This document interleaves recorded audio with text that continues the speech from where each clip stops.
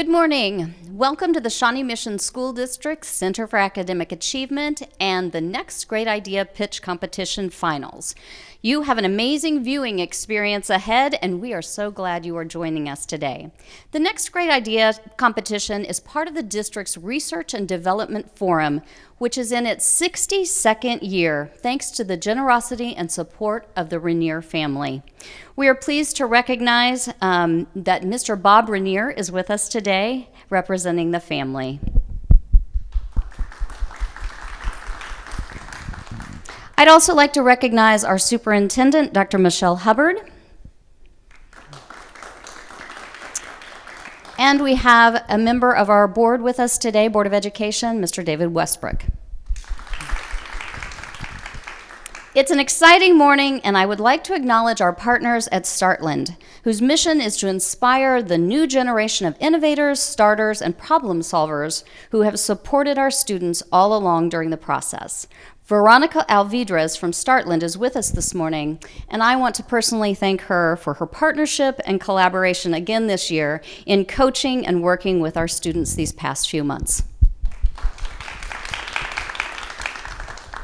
We are so excited to bring you the next great idea, and we may find it right here in the Shawnee Mission School District, and you are going to help us today.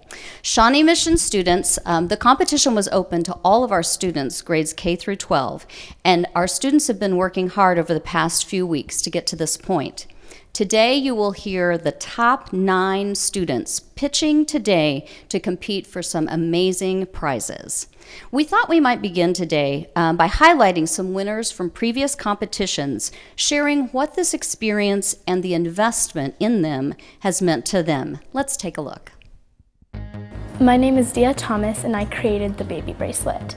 The baby bracelet is a device that your child can wear. It allows the parents to be in contact with the child and know your child's health at any time. That's all you do 24/7. My pitch was called Science for Schools. It's basically a website where teachers can sign up and professionals can sign up, and the teachers can basically select a topic and a professional would be matched with them. They could schedule a time and the professional could come into the classroom that time and have a really good hands-on education. So I really learned from this experience that you do learn from your mistakes. I learned how to be original and how hard work isn't always have to be hard. You can make it fun. A lot of hard work and a lot of dedication can really get you far, and also it kind of inspires learning in other people. It allowed me to see challenges not as challenges but as opportunities. It gave kids a glimpse into responsibility, hard work, and originality, which is all great things that are useful in life. The competition was hard, but it was really cool. If other school districts wanted to do it, it's a great idea, and it definitely benefits people. It shows that kids have ideas too, and it's a great way to showcase our intelligence and how well we can actually present things when given a chance. We are so proud of these students, and these experiences really do help support what we as educators are working on with students, and that is providing them with real-world learning experiences. So we're ready to hear from our 9 final pitches. We're ready to hear their ideas this morning, so I want you to sit back and get ready to enjoy the show. Be sure to pay close attention to all of the pitches, as you'll have a chance to help us determine one of today's prize winners, the award we call the People's Choice Award. Let's hear a little bit about what the prizes are today. First, the Idea of Promise Award. That's a $500 award for the concept that shows possibility. We'll have the People's Choice Award, as I mentioned, which is also a $500 award, where you, the viewers, will have a 1-hour window to vote for your favorite idea. We'll be sharing a link for you to cast your vote once all of the presenters have finished, and that'll be shared with you during the breaks today, so stay tuned. Then we will recognize the 3 top innovators with an award of up to $2,500 for each participant to put toward their education and toward furthering their idea. We've invited some very special guest judges today to help us determine today's winners. These accomplished individuals are innovators and entrepreneurs, and we're so pleased to have them sharing their time and their talents with us today. So let's meet them. First, let's welcome back Melanie Haas as a judge this year. Melanie is chair of the Kansas State Board of Education and represents District 2. Melanie is passionate about responsible incorporation of technology in education and helping students become informed digital citizens while preparing them for 21st century education and career success. She believes every student deserves to have their educational needs met with a world-class education. Melanie is also a business technology consultant. Thank you, Melanie, for returning this year to help judge the newest innovations from the students at the Shawnee Mission School District. Tom Gray is joining us today as well. He is the co-creator, CEO, and co-executive producer for the Make 48 competitions and TV documentary series. He's responsible for the overall vision of Make 48's national and international growth, and he oversees Make 48's partnerships with global brands. Tom is passionate about aligning major brands with STEM-related content and exposure within innovative industries. He loves the educational aspect of Make 48 and teaching the next generation to be successful innovators and entrepreneurs. And our third judge, we have Kyra Siobhan Colbert. Kyra is a strategic leader who utilizes her entrepreneurial mindset, lived experiences, and background in research to advocate for social impact and innovation. She's an incoming Venture for America Fellow with experience in brand strategy, user experience research, customer success, and digital equity as technology advances. In the past, she has demonstrated her entrepreneurial spirit at startups, nonprofits, and educational institutions. Kyra is an alum of Young Entrepreneurs Program Kansas City 2018, and she also emceed TEDx Youth at KC's 2019 event titled Making a Scene. Let's welcome her. Thank you again, judges, for being here and sharing your time with us. The format today is that each student innovator will have about 3 minutes to present their idea, followed by 2 minutes of Q&A with our judges. After those 2 minutes, we'll leave some time for the judges to record their scores as we prepare for the next pitch. Judges, are you ready? Audience, are you ready? Mm-hmm. All right, let's get started. Our first innovator today is Lila Spiker. She's a 7th grader from Indian Hills Middle School. She's presenting her next great idea titled Berry.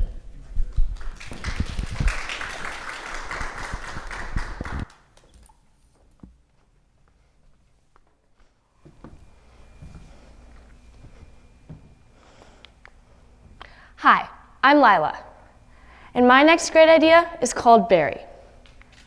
Have you ever felt like you couldn't do your work? Like you were never gonna get your homework done? Well, if you have, then meet Barry. He's a computer extension that can help you get your homework done. With each assignment that pops up on your computer, a motivational slogan pops up to help you get motivated. About a month ago, I went skiing with friends and family during a summative week. By the way, a summative is a project or test worth around 50 or 70% of your grade. When I got back, I was not motivated to do my homework, but I was online and I found out that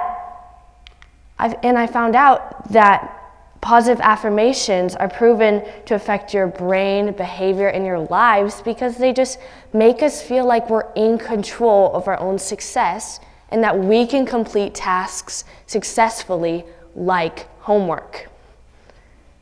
After learning this, I started writing positive affirmations on my own to-do list, and it worked. Mental health is extremely, extremely important, and it can affect your grades and your school mindset. Barry's goal is to improve that mindset and strengthen it.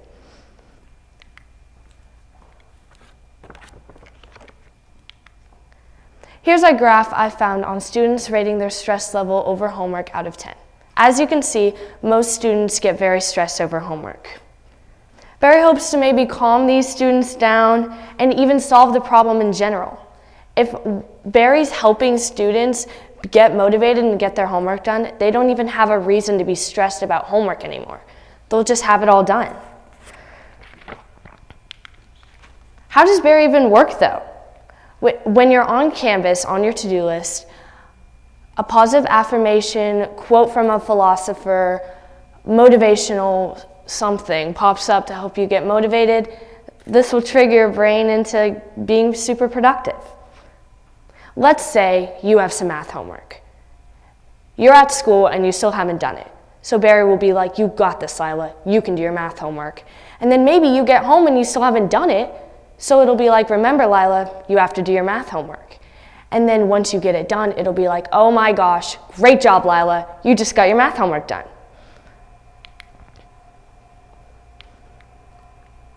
For my budget, it's pretty simple. I'm thinking I'm gonna use Upwork to find a developer, and the developers I've found are requesting to be paid around $25 to $75 an hour. And it usually takes 6 hours to make something like a computer extension. So in that case, I'm gonna be using $1,495 on my developer and the remaining $5 because Chrome has a fee to publish an extension.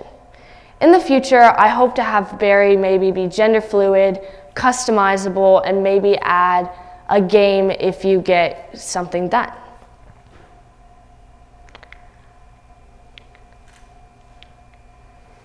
I hope Barry can help many students improve their grades and achieve their goals. Thank you.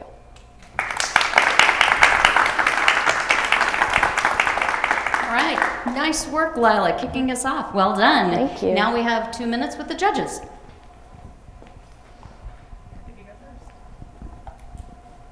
Awesome presentation, thank you.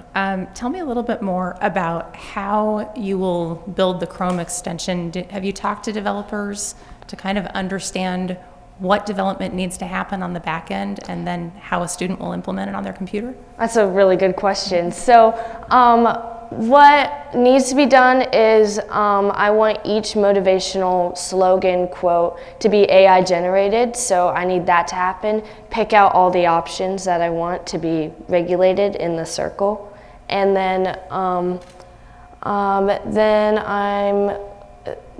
then the developer is going to do the rest. Yes, wonderful presentation. Tell me more about what students think about Barry. Have you shared this idea with them or have you conducted any usability testing? So I have talked with the head of the homework platform at SMSD, and I've coordinated a meeting with her, and she said that this is a great idea and could be put on our homework platform. And I also sent every single video, every single blooper that I sent to you guys to our whole grade group chat, and so they could get feedback. Lila, the concern you have with mental health, which is obviously a big topic for all students, but the problem of anxiety of not finishing something, it happens in real world with us as well. So every week you're solving a problem that generations can be a part of. But question for you in relation to the Canvas, obviously very common in schools. Would this actually work with other softwares that students may be using in their classroom that's outside of Canvas? That's a good question. In the future, I'm thinking I'm just going to start within our district and then build out from there. I think since it's an extension, I think it could adjust with multiple platforms, but for now, I just want to stick within the district to see how it goes. Good. It's a great answer because starting small and working out your kinks is a good way to do that. So. All right. Let's have another hand for Lila, Spiker, and Barry. Thank you, Lila. Thank you. All right, we're going to give our judges some time to tabulate their scores and make some notes, and so we'll be back at 9:30. During the break today, we'll be sharing how you can help us vote for the People's Choice Award, but we'll also be featuring a really neat project that we have in cooperation with Oak Park Mall. It's the Shawnee Mission School District Real World Learning online store. They actually held a pop-up shop here this past week during the R&D Forum where some of the student entrepreneurs came and shared their products. And so we'll be featuring that and helping you know how you can connect with them. We'll be back at 9:30. Thank you.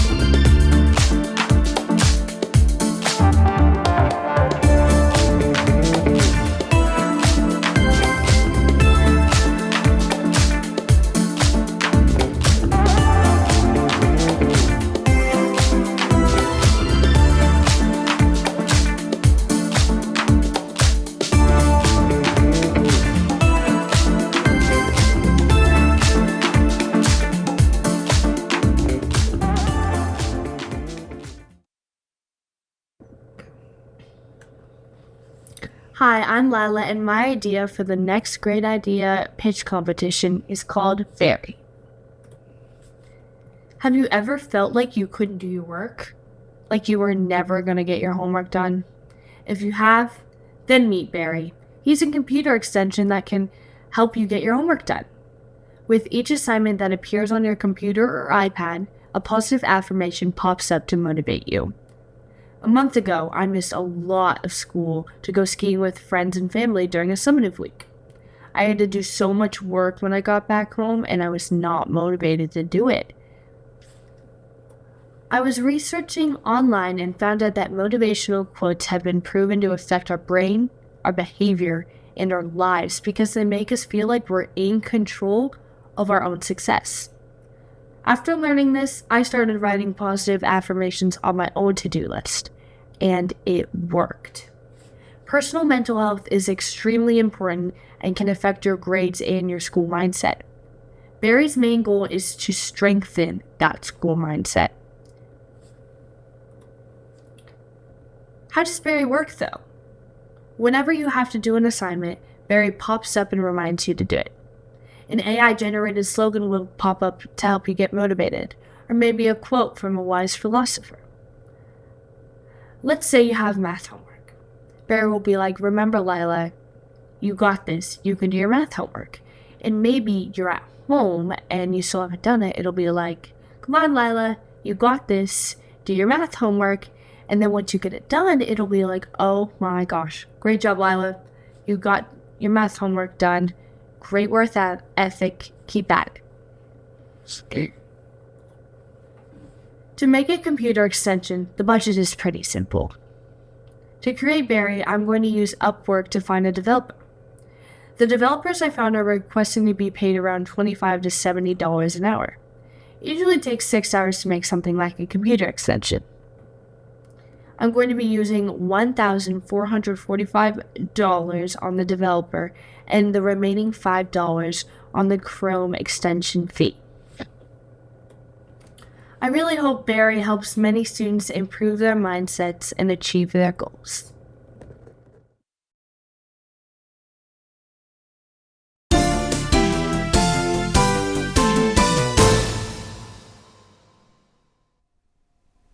Welcome back. I was talking to the judges during the break, and the consensus is amazing. We are pleased to bring up our next pitch competitors. We have a team of seniors from Shawnee Mission West High School, Amelia Whittier, Sophia Lyman, and Maya Martin. Their idea is keeping it real, implementing real-world learning into schools. Take it away.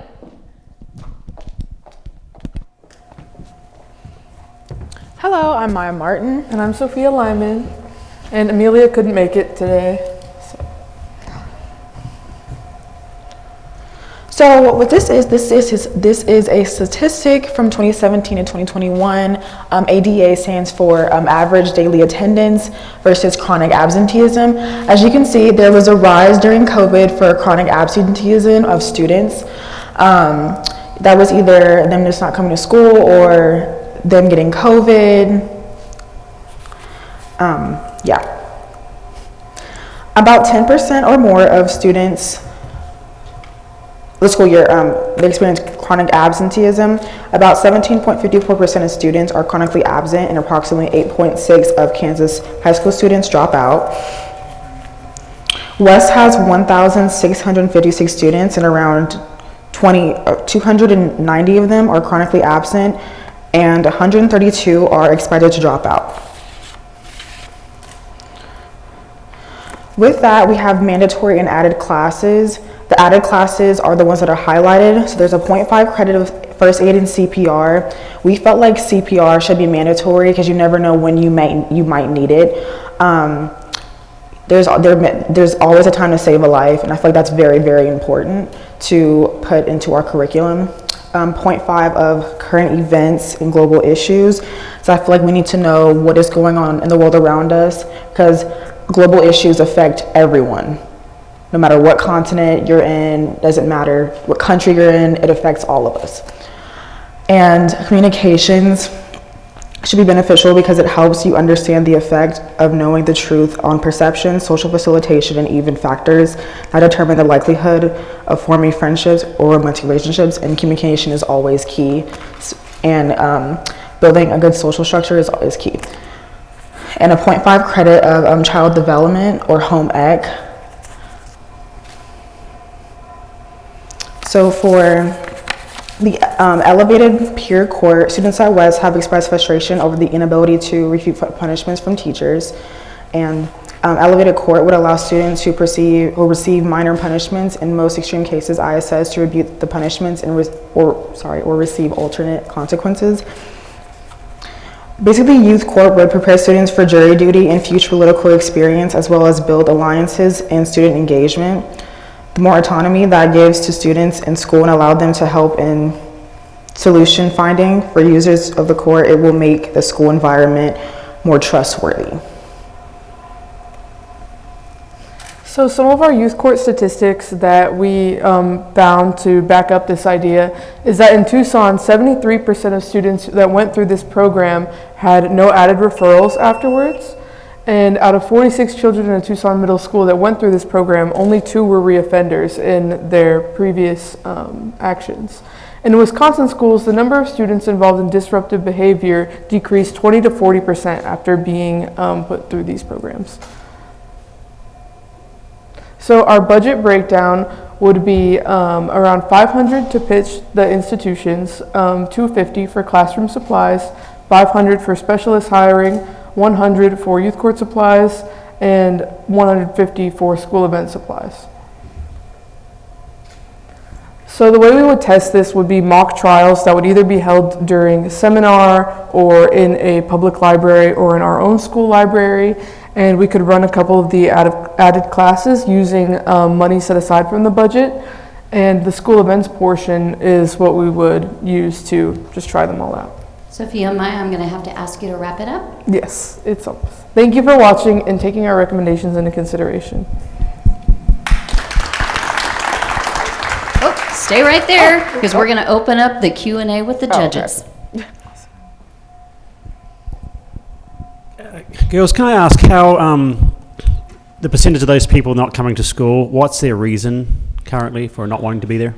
Honestly, it kind of, there's a lot of different factors. Some is like not enough transportation, like getting to and from school. Some kids just don't care to come to school. I feel like, honestly, personally, I feel like a lot of that comes from social media, like not wanting or not caring about going to college, things like that. So a lot of students are just trying to just do the bare minimum, get their diploma, and they don't really care about college, or, you know, like they're fine with passing with just D's, which isn't okay, but that's just kind of way that students are seeing school right now. It's just an option, which I think is wrong, but yeah. Are they wanting to enter the workforce, do you think? Yeah, that too. But I feel like even if you are entering the workforce, you should still have good grades, but a lot of students, they just don't see the value in school anymore, unfortunately. Okay. And a lot of it also does come from like the parents who aren't encouraging them to get up and go to school and be their best self. It's just something that I feel like does really start at home, and we really just have to implement stuff into the school to try and help with that, even if it doesn't necessarily work. Excellent, thank you. I love that you all are addressing retention and engagement. Have you had any conversations with educators, or what are their thoughts on implementing these strategies? So we have talked to our sociology teacher, who was the one that first got us involved in this project about it.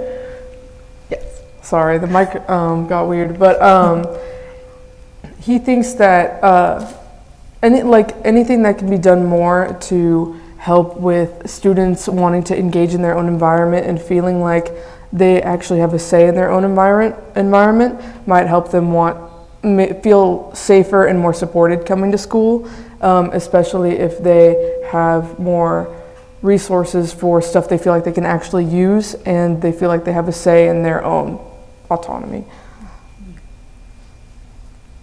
So it sounds like to really affect change in this area, you've got to have reach. You talked about essentially going out and pitching to different districts. Can you kind of help clarify who you would be telling about the program, and you've got a budget there, so I'm wondering how the budget correlates to that, what feels to me like a pitch process. Right, there it is. So pitch to institutions. Tell me a little bit more about who you'd be pitching to. So we would probably just be pitching to different districts around this area if possible, and maybe if the budget is needed for their time or for, I'm sorry about my mic, for just resources used to pitch those ideas, and even to like just any areas that will hear us about it. And the end goal there is that you would be asking them to adopt the program that you've presented? Yes. Okay, thank you. All right, thank you, judges. And another hand for Sophia and Maya.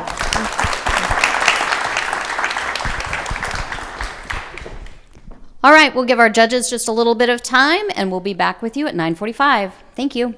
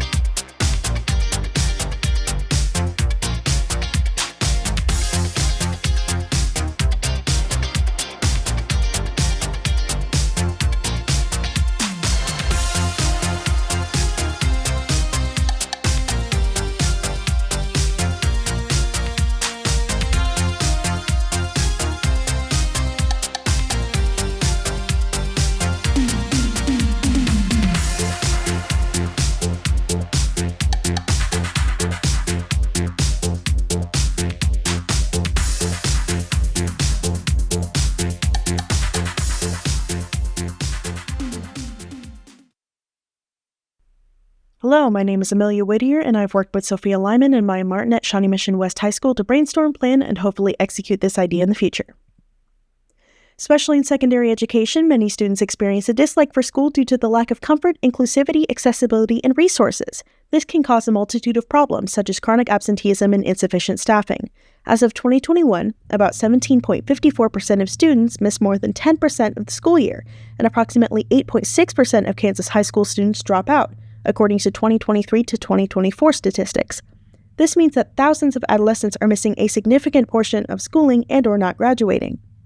While these are partially due to the effects of COVID-19, other factors are outdated or ineffective programs and facilities that fail to provide every individual with adequate education and a head start for life after graduation. As a result, some students drop out of high school because they feel that the education content, teaching techniques, and student participation is not applicable to their lives or conducive to success. Our main goal is to improve these areas so that students can be better prepared for real-world situations and consequently feel more inclined to attend school consistently. To do this, we suggest changing the financial literacy class to a full year instead of a semester and including accounting and investing in addition. This will help students learn how to manage their finances and save in smart ways before they become legal adults and must pay federal taxes. We also want to make Psychology 1 mandatory, as it thoroughly teaches students about mental health and how the brain interacts with the body and its environment. We would like to add communications, current events/global issues, and first aid/CPR class. Implementing a youth court would also improve student engagement and alliance and prepare students for jury duty and political experience later in life. Student cooperation activities surrounding team building and conflict-solving exercises will also be mandatory.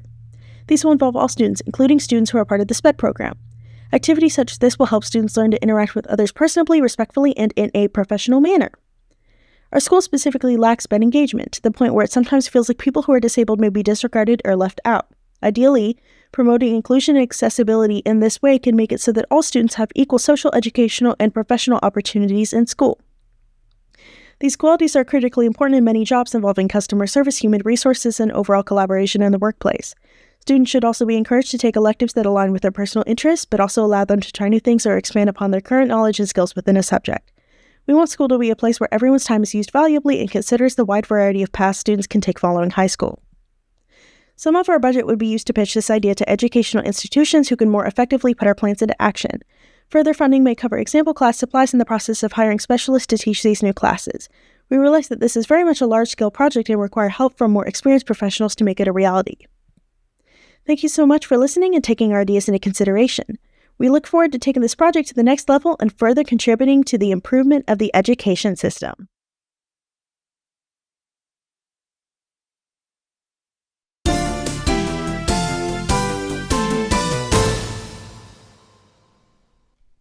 We're back. Next up, we have our third innovator, Miles Muehlbach, a 7th grader from Indian Hills Middle School, with his next great idea, Flight Suit Interactive Lessons.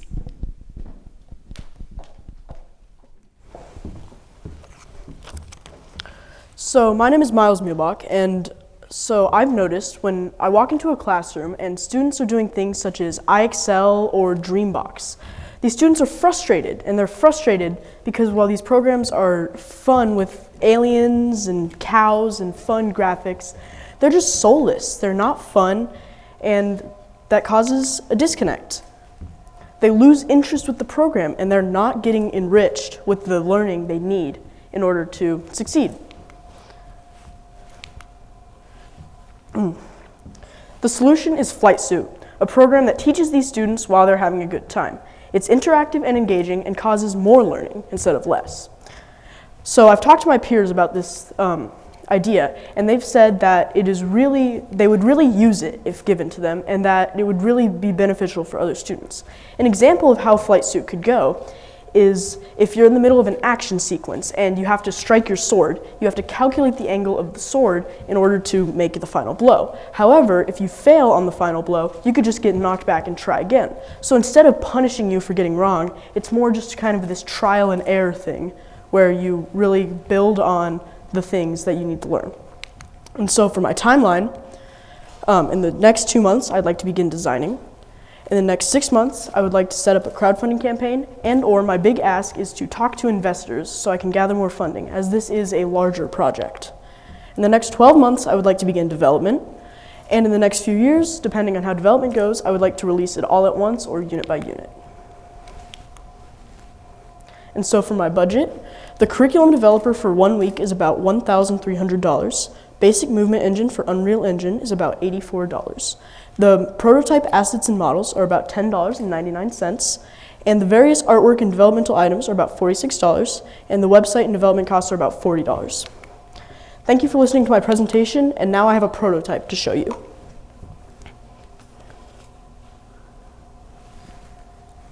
So, as you can see, we're in this world. This is an example of how a puzzle could go, not necessarily the learning that would be associated with it. As you can see, put the cubes on the pad to solve the puzzle. There's a 1 and there's a 3 up on the screen. I can take a cube and I can put it over on this pad because I see 1.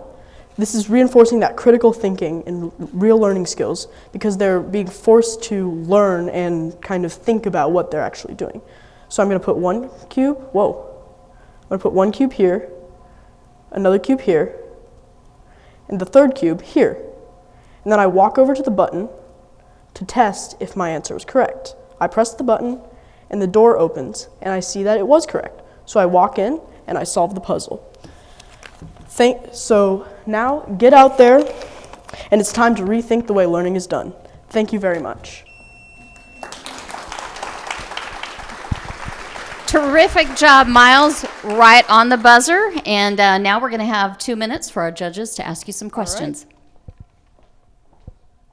A wonderful presentation. I really loved your prototype as well. Thank you. I'm curious about what educators have said about the product, if they've had any feedback on homework completion or test results. How has this product been impactful in that way? So this product would be something they would use during class as a sort of enricher for the things they're learning right now. And so educators have said this would help their students be more enriched in the thing that they're doing right now. Hey, Miles, great presentation. You got it down to 1 second perfectly. You practiced that and really nice slides that we could easily follow. Did you develop a lot of this prototype yourself, or did you have some mentors help you? So I did develop the prototype myself. I really enjoy programming, and so that is something that I really like to do, and so the prototype was fun to develop myself. I did. Excellent, love it. If you develop this further, you obviously have a passion for it, which is really good to see, but do you see this as something you would want to start as your own business with your own investors, or get a really good prototype and take it to more of a big gaming company to help develop it further? That's really something that I'd have to decide after I do more research, because I'm not quite sure how this is going to go in the long run. Excellent. Thank you. So I'm going to put on my parent hat, and I'm going to ask you, as a parent, I listen to your pitch, and I might be skeptical. Some parents might be skeptical of gaming. We're going to gamify learning, right? So my question for you, well, I want to let you answer, and then I'll follow up. So, sorry, continue. I lost my train of thought either way. Okay.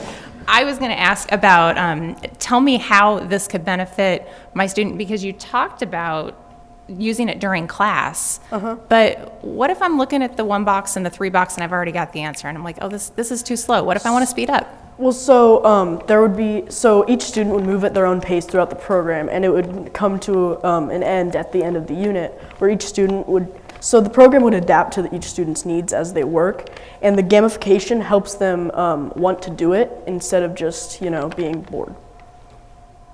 Quick follow-up. Do you envision a scenario where a student might very quickly go through each unit? So yes, I do, and in that case, there would be ways. There would be there would be a way for the student to continue learning on that, like sort of an infinite, if you will. Awesome. Thanks so much. Great presentation. Yeah. Thank you. All right, another round of applause from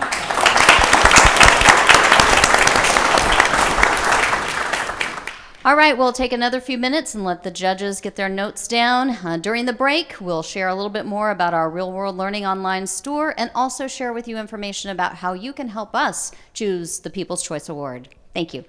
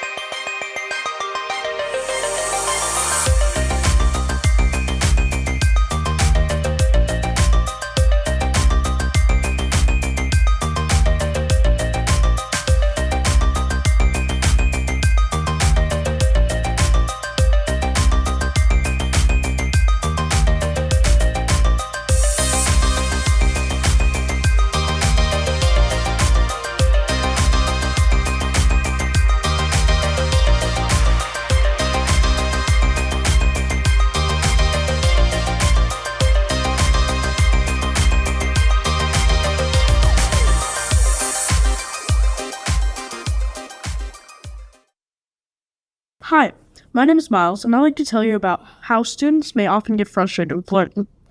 So sometimes these students may come into a classroom and the teacher would be like, come on, let's try something new today. So they show them this program, and this program seems really fun, right? There's these quirky alien characters or whatever, zoo animals or, you know. And these animals are like, what's 4 times 3 or 4 plus 2 or whatever, right? And this causes the students to want to learn. So they try and do a few problems, right? And they get a little bit into it, and then they get one wrong, and it's like, nope, you got that wrong. So it's like starting all over. And the students are like, what? How? I didn't even get, what? And they're like, that causes frustration and kind of a disconnect with the thing being taught because of their frustration, you know? Cause them to focus on their frustration and not necessarily as much on the schoolwork they're trying to learn. So what I'm proposing as a solution is an interactive program. It's like a game almost. And it would teach students while they're having a good time, right? It'd be split into individual lessons per unit, and it'd be targeted to grades K through 8.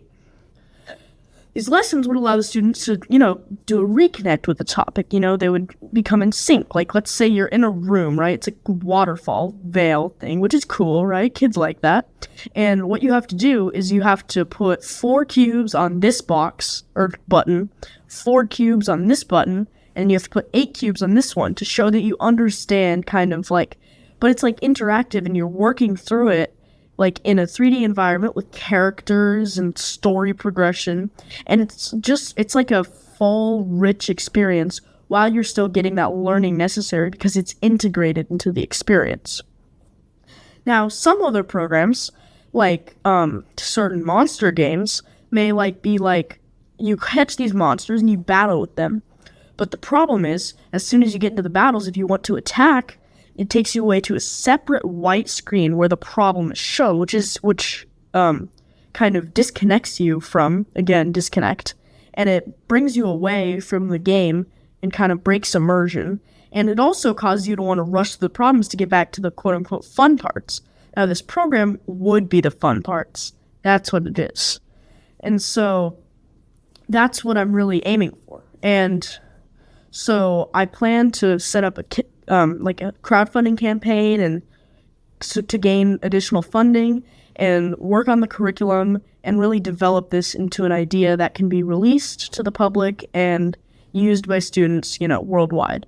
And I hope to bridge that gap between like frustration and fun and school, kind of all in one. And so thank you. My name is Miles. Bye.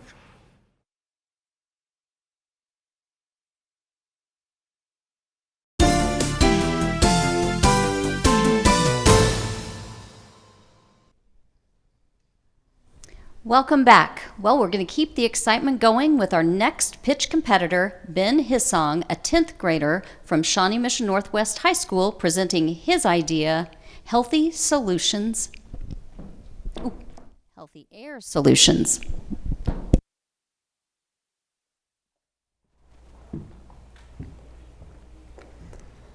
Hey, did you know over 99% of the world's population is exposed to pollution? Just last year, there were reported 6.7 million deaths associated with it. Here at Healthy Air Solutions, we plan on reducing that and reducing pollution. My company's mission statement is to reduce pollution as well as turning it into a profit. Right now, the problem is that pollution rates have increased drastically throughout 2016 to 2024, which has also caused a loss of $3.1 billion just in the United States in crops. My company's solution is to build a warehouse, ultimately as an alternative to a landfill, and ultimately to conserve the pollution, and the pollution will not be released due to our professional ducting system. How this operation will work is step one. I'm still deciding whether we get our own transportation or partner with a transportation company, where we will collect plastic and deposit it into our warehouse. And then after we collect enough plastic, we will release plastic-eating bacteria over the plastic-creating adipic acid, which takes around 4 to 6 weeks, which we will hopefully contain the plastic-eating bacteria throughout biotechnology companies. After we've collected the adipic acid and we put it through a processing system, we will sell it to companies in the fragrance, nylon, and the culinary industry. This is the blueprint for our warehouse, and this darker shaded area over here on the right is where we will collect all the plastic and release the plastic-eating bacteria over it. And then over there on the left and the brighter side is where we put it through the processing system. This is the cost for everything. It's obviously a lot more than you would want it to, but the warehouse will be around $3.5 million. And for the materials for like the trucks and the sprinkler system, everything like that, roughly $500,000.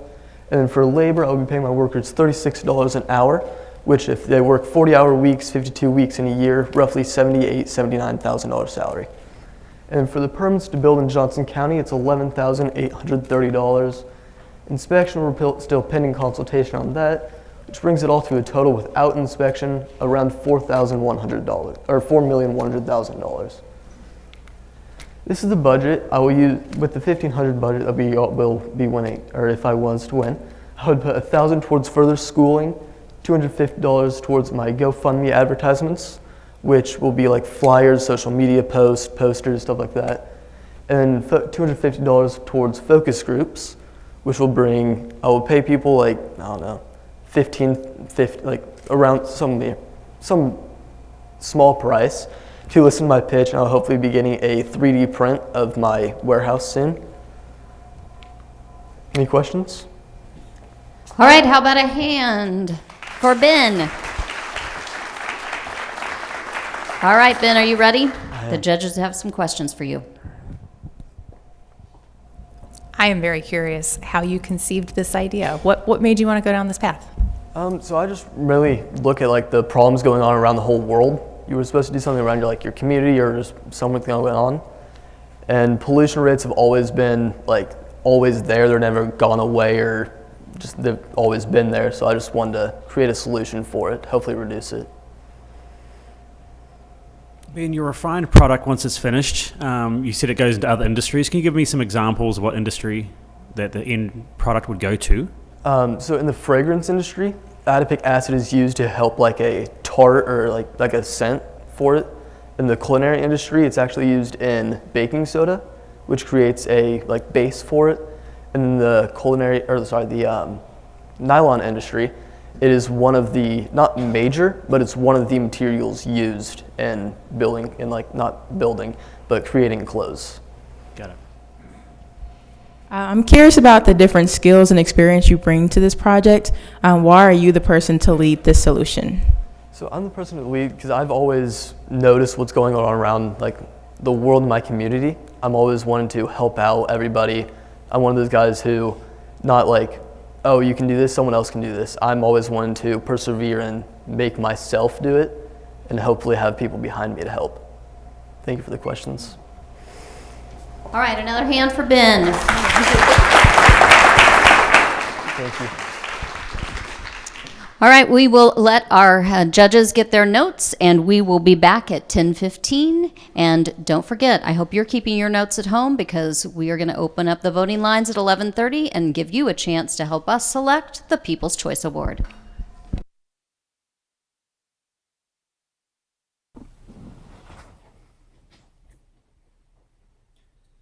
Hi, did you know over 99% of the world's population is exposed to pollution? Just last year, there were recorded 6.7 million deaths associated with it. Here at Healthier Solutions Corporation, we are here to hopefully reduce pollution and save lives. Our company's statement is to clean our air by reducing pollution as well as turning it into a profit. So far, the predicament is that pollution rates have increased from 2016 to 2024, which rates have skyrocketed from that, which has also caused a loss of $3.1 billion just in crops, just in the United States.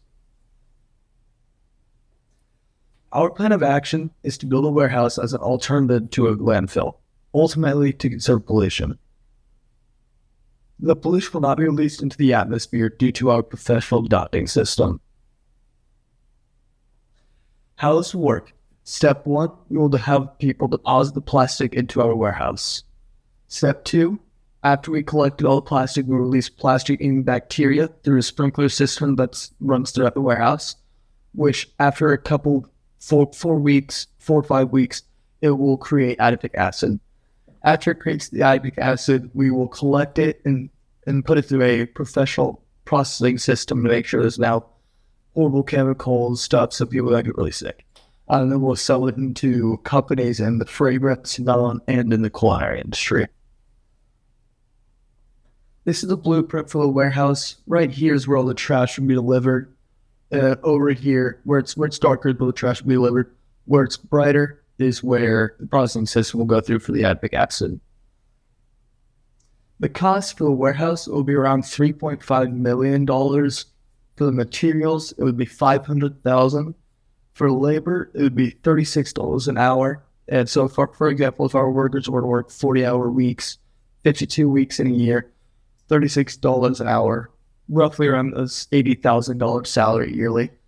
For permits to build everything, it will be around $11,830. Inspection, we're still pending consultation, and then in total, it will be around $4.1 million. This is bibliography. This is where we got all the information. Any questions?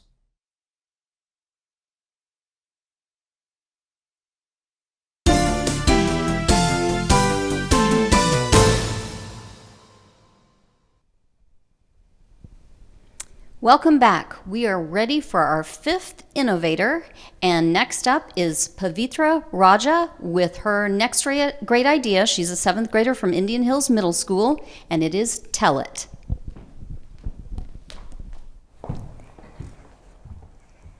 Have you ever felt unheard of, unknown, invisible? Well, you're not alone. 54% of Americans have felt unknown or unheard of, and 46% have felt loneliness. This is a problem because it can cause depression, negativity, isolation, emotional distress, self-doubt, and rejection. It can happen anywhere, anytime, to anybody. What all these people need is to be heard. That's where Tell It comes in.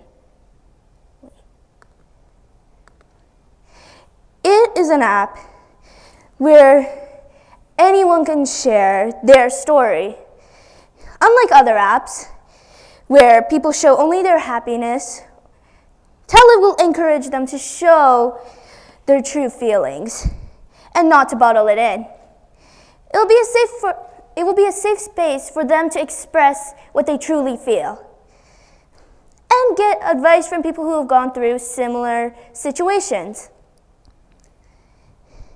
It will also open your mind to new and different perspectives. Tell It will have features like camera, text, and photos, so you can share your story in any way. And it will also have recommendations of your stories you may like and settings. You can keep some of the stories private or public. There will also be a child privacy setting so that children have privacy to some sort of stories and like other stories. When someone writes a rude, hurtful comment, the comment wouldn't be sent immediately to the person. It would be not sent, and there will be a small message underneath it saying how rude and hurtful their comment was, and that they should reword it in a more polite manner. So here's my ask. I will need $100 to get a website domain and $900 for the mentor for the app development.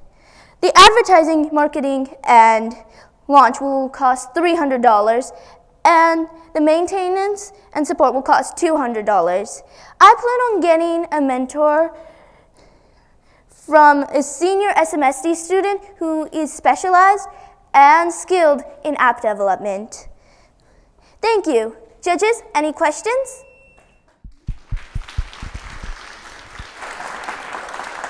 Great job, Pavitra. Judges, a couple of minutes of questions. Thanks for the presentation. You talked about having a senior in app development. What other kinds of help do you need on your project? So mainly for this project, I will be needing support from my peers, and the app development mentor will be helping me with what I'm supposed to do to create the app. And that's mainly all I will need. Support from my peers, teachers, and everyone, and help from the app development mentor to make my project more. Well, I'm sure glad someone is here to do something about TikTok. My question is about once you have developed this app, how do you plan to identify which students you would choose for usability testing, as far as testing out the product and using the app and seeing what they think about it? What kind of, are you targeting a certain demographic of students or age range? Yeah, I'm mainly going to be starting from ages like 10 to college. So I'm going to be starting it from there, and once I get some like more, what do you call it? More like input from it, then maybe it will expand to adults and olders. I think you've done a really good presentation, and I love it that you've hit a really powerful thing, because most social media is just promoting the good of everyone and hiding the hard parts of it. Do you think that based on your own friends and your own network, how many people do you know personally would love to use this platform?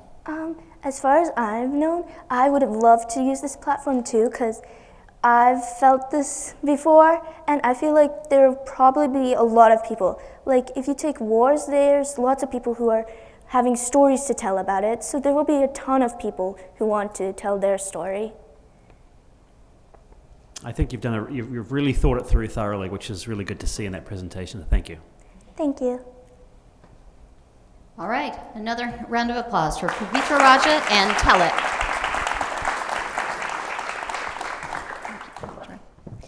All right, we'll give the judges a little bit of time, and we'll be back at 10:30. Thank you.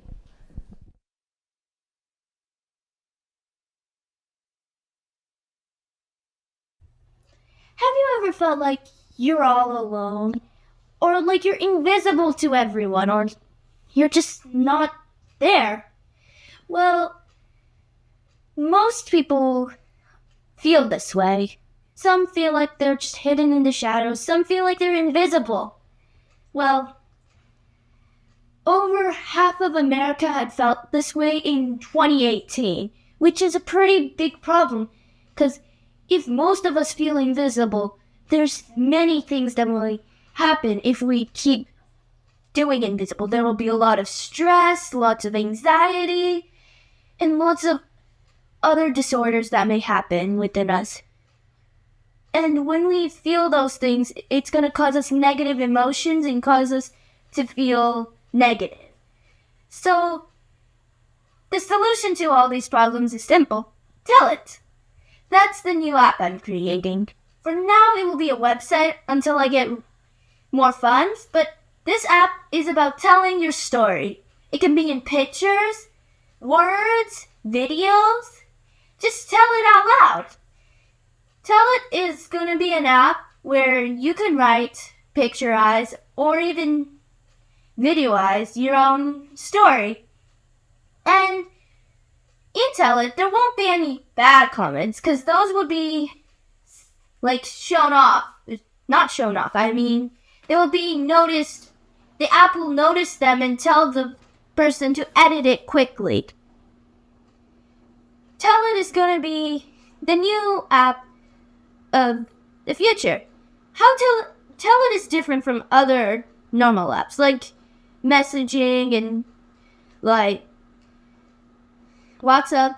It's different because it doesn't give out notifications to the people to say, hey, you gotta write this, or hey, you gotta write that. It's different from those other apps because you will be sending it to many people all across the world. It wouldn't be just people you like talk to often. It'll be many people talking, kind of like in World eBay look.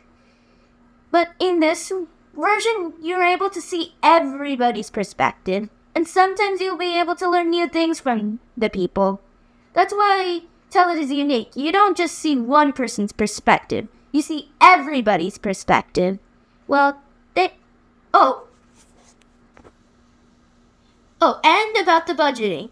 I'm going to be needing exactly $25-ish or $32 to make the website. And I'll be needing at least $100 each month to pay for a mentor to teach me about how to make a app. And that's it. Thank you for listening to Tell It. This is Pavitra signing off from Indian Hills Middle School, 7th grade. Bye!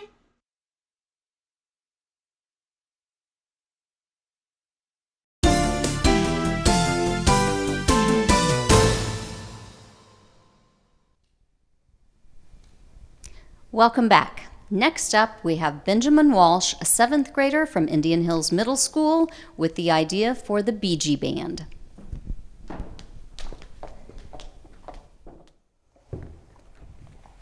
Good morning. My name is Benjamin Walsh, and my idea is the BG Band. More than 130 million people in the world use a continuous glucose monitor, or a CGM. A CGM is a life-saving device used to manage and monitor a person's glucose levels, which is vital to individuals, particularly those with diabetes. When trying to regulate glucose levels, most diabetics find exercise can be the best medicine. What happens though when you're exercising and your life-saving CGM falls off?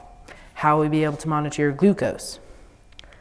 I'm a type 1 diabetic swimmer and was diagnosed with T1D in 2021. When my CGM gets in the pool for too long, it'll come right off. This is a problem that I face, and I've tried so many things that try to fix this problem. But all the things in the market don't work and stay on. The wrap and patch both come off after being in the pool for too long. The sleeve also slides off, but it can pull your sensor off when you bend your elbow. The watch-like band rips your sensor right off when it twists on your arm. Most solutions out there also aren't super adjustable.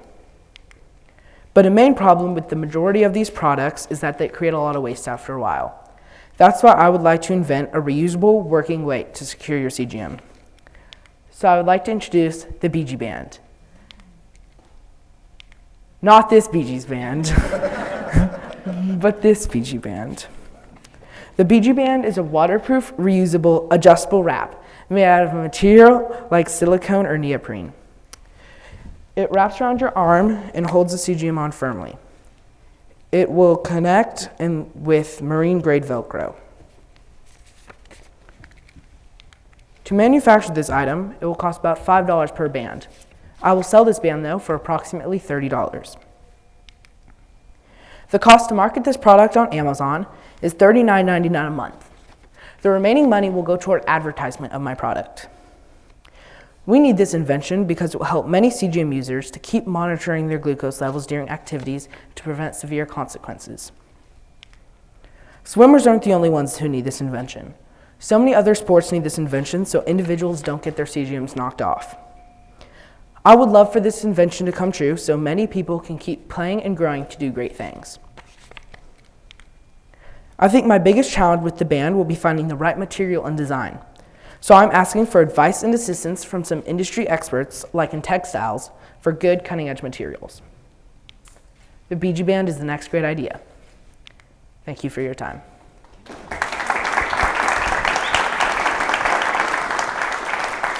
Benjamin, great job. Judges, what questions do you have?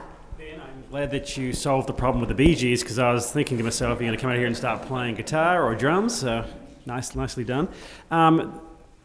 So 130 million worldwide use the current device. How many of those do you think are as active as you or would need your product?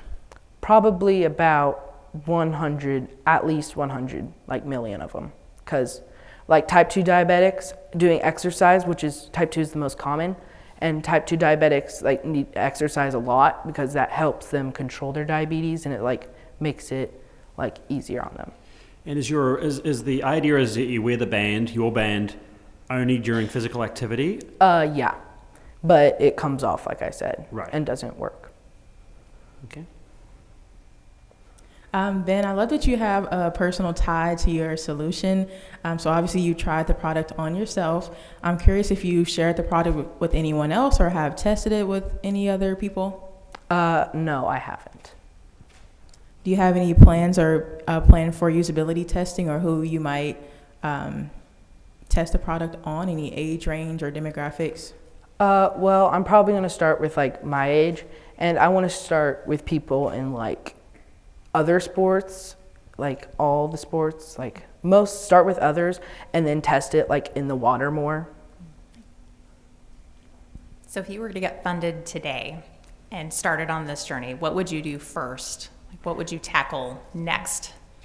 Well, I'd probably start finding people to help me and to start finding the right material.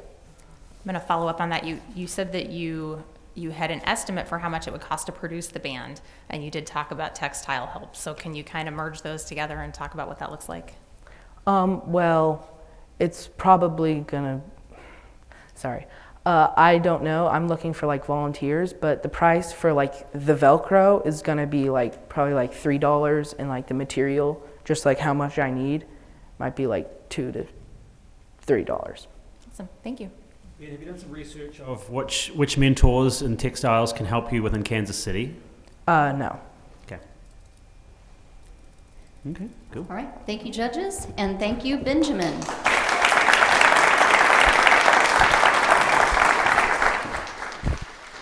All right, we will tabulate the notes and the scores for Benjamin, and during the break, you'll learn more about our real-world online store, as well as how you can engage in voting for the People's Choice Award. We'll be back at 10:45.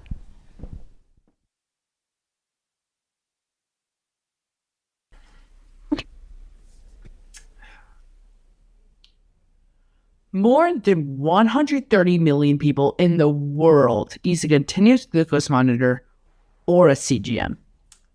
A CGM is a life-saving device used to manage and monitor a person's glucose levels, which is vital to individuals, particularly those with diabetes. When trying to regulate glucose levels, most diabetics find exercise can be the best medicine. What happens, though, when you're exercising and your life-saving CGM falls off? How will you be able to monitor your glucose? This is why I would like to invent the Diaband. The Diaband is a waterproof reusable wrap made out of a material like silicone. It wraps around your arm and holds the CGM on firmly. To manufacture this item, it will cost about $5 per band. I will sell this band, though, for approximately $30. We need this invention because it will help many CGM users to keep monitoring their glucose levels during activities to prevent severe consequences. I was inspired to do this because I am a diabetic swimmer. I typically swim 3 times a week, and I tried many different ways to hold on my CGM, ranging from overpatches to wraps. All the different things I've tried never end up working and staying on. All these wraps that are being made also create a lot of waste after a while. That's why I would like to invent a reusable, working way to secure your CGM. Swimmers aren't the only ones that need this invention. So many other sports need this invention so individuals don't get their CGMs knocked off. I would love for this invention to come true so many people can keep playing and growing to do great things. The Diaband is a lifesaver that every CGM running athlete will need. It's the next great idea.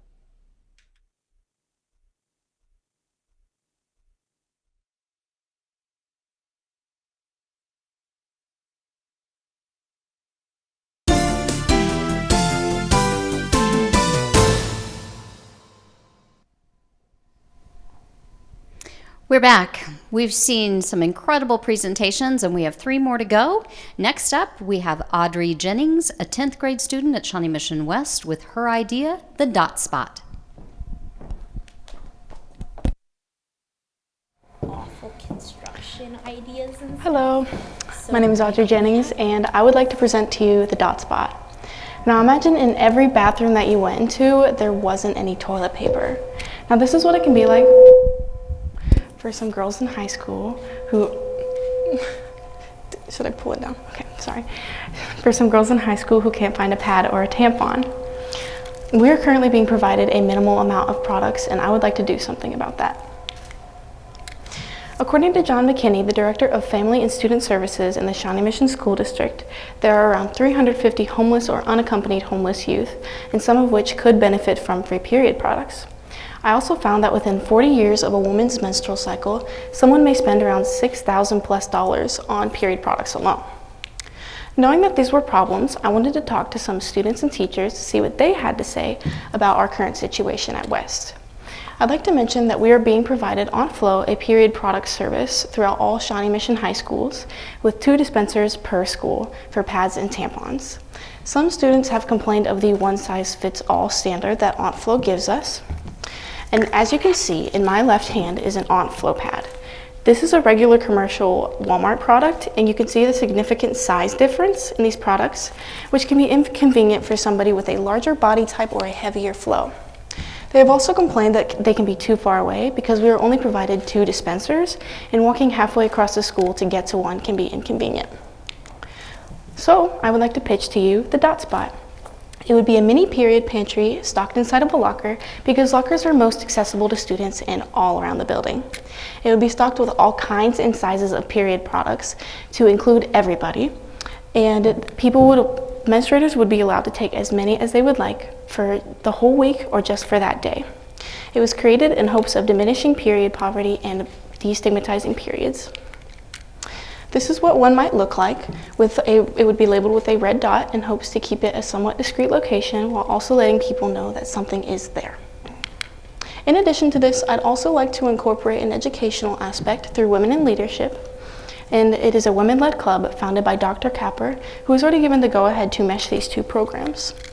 The girls within this club would be responsible for restocking, fundraising, and most importantly, partnering with student services to help educate people in middle school and elementary schools on what periods are and how to get resources outside of school. Lastly, I'd like to address the price breakdown, and as you can see on screen, the $1,500 would go towards 5 months worth of shipments of period products, or 10 to 11 shipments of that. So I'd like to ask for $1,500 to start the project at West and expand out to all schools in the future, support from administrators and supervisors, as well as professional advice on how to budget wisely. It's time periods got a makeover, a quote from Amika George, the founder of the #FreePeriods campaign. Thank you. Great job, Audrey. You ready for some questions? Sure. Okay, judges. Audrey, how do you get this into schools? Do you have to go to a school one by one to educate the school of this opportunity, or is this something you get sort of mass adoption? So we haven't thought that far in depth about it, but yes, they would go to each, like a small group of these girls and women in leadership would go to each school and have a little ceremony or some sort to educate these people on what periods are.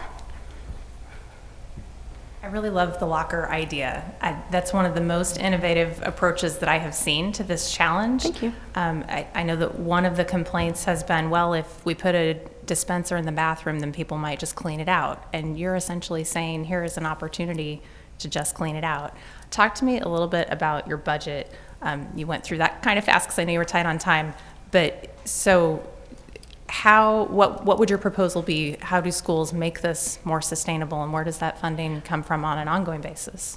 Right, so these are just rough estimates of how much something would cost, and the girls in the Women in Leadership Club would be responsible for fundraising and collecting donations. So if families in the district would like to donate stuff, then that's where we would get our products from.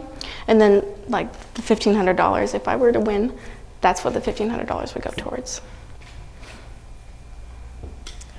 I'd be curious what your thoughts are on expanding to outside of schools. Maybe you could have the dot spot in public locations, or maybe in workplaces that may struggle with that same issue. Are there any thoughts on that? Or yeah, I would love to expand out to outside of schools, and if anything, we can put them. Have you guys seen those little libraries in boxes on sides of streets? We could do something like that, and that would be a dot spot outside of a school. Thank you. All right, another round of applause for Audrey.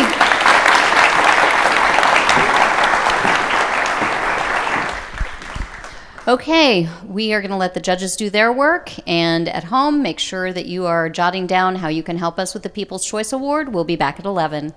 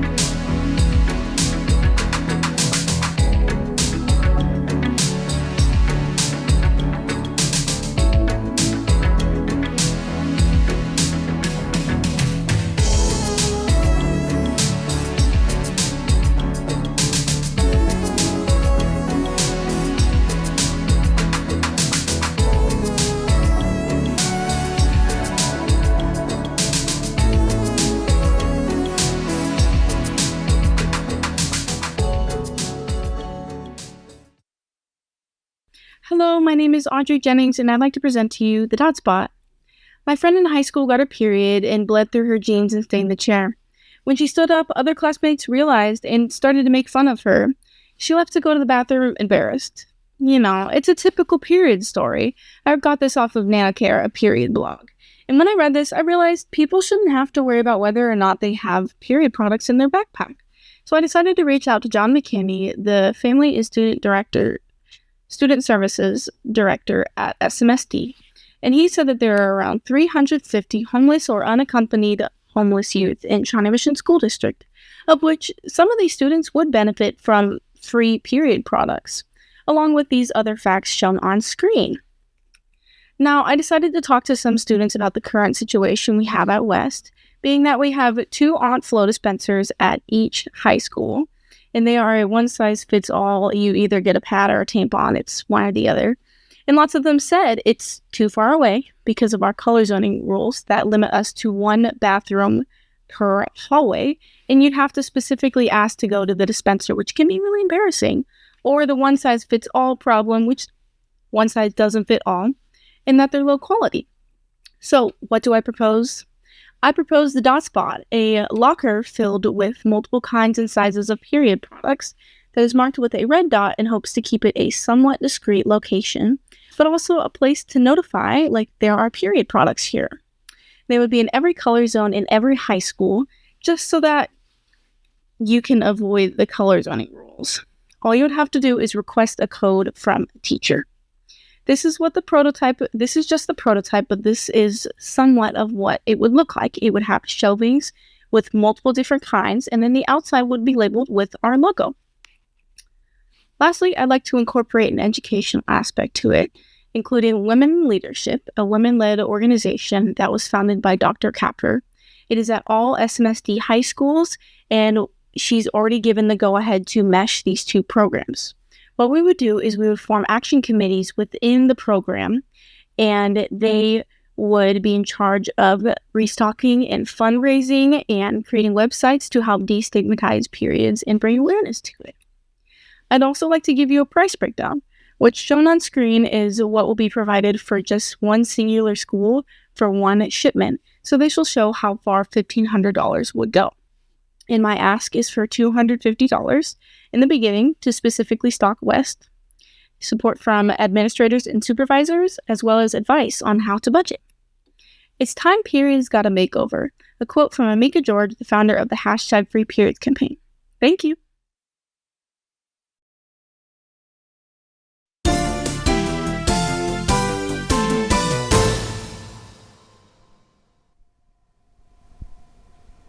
Welcome back. We just have 2 pitch competitors left. Next up is Will Swan. He is an 8th grade student at Indian Hills Middle School, and his next great idea is Tranquil.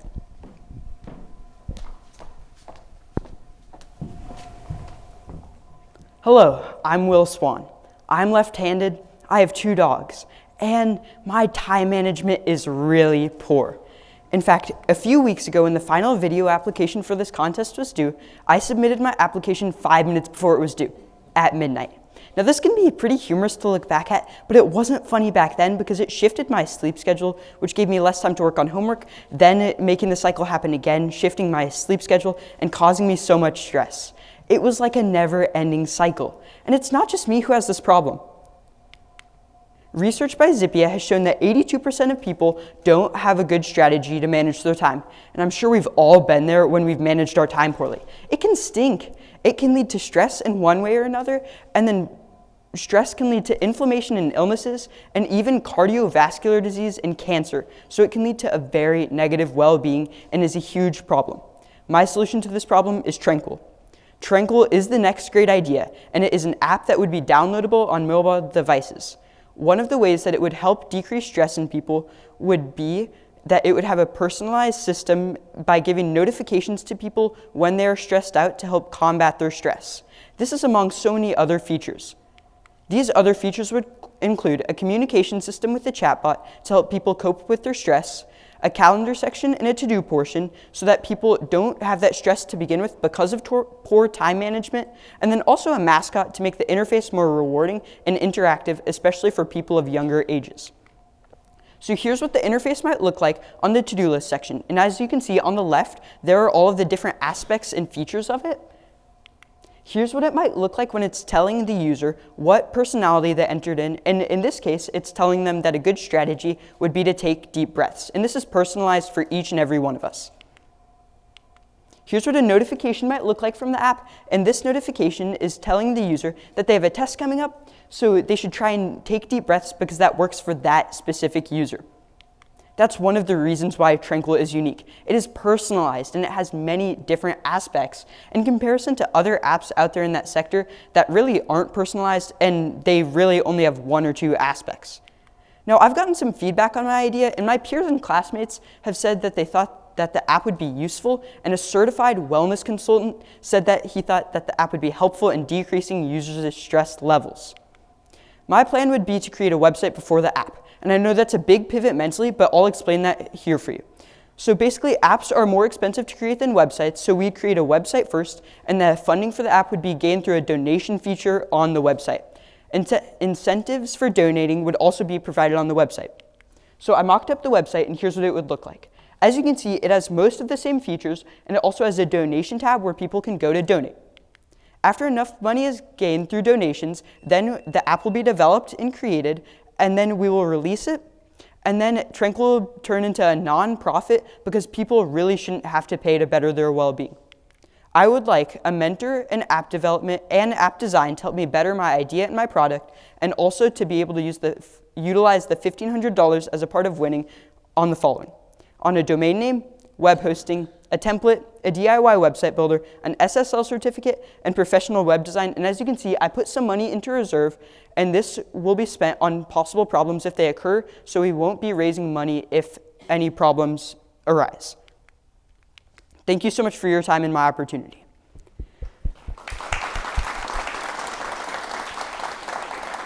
All right, great job, Will. We're ready for some questions from the judges. I love where you're coming from on this. This is obviously something that affects a lot of students and adults. My question for you is, what does your competition in this space look like when you think about the other apps? Who are you competing against? Yeah, that's a great question. So other apps out there on the market, they focus on helping their users obtain like better breathing methods, and they might help with meditation. And there's even one app that I looked at out there that offers strategies for combating stress, but the main difference is that Tranquil is personalized. And so along with having all these other aspects, which sets it apart by itself, it's also personalized, which just puts it ahead of all the other apps so much. Thank you. Well, how is it personalized? Are you programming it to meet what you think and know about yourself, or is it done through AI? How's it programmed to be personalized?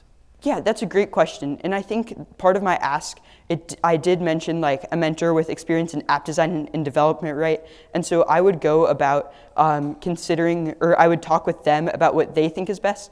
And maybe I can use them as a resource to figure out other people with other input. So because it's personalized, I would make sure I would also get other input to make the app and the interface personalized. So yeah. Yes, you mentioned that a wellness consultant, they tested out the product. Have you done any other usability testing with any other people?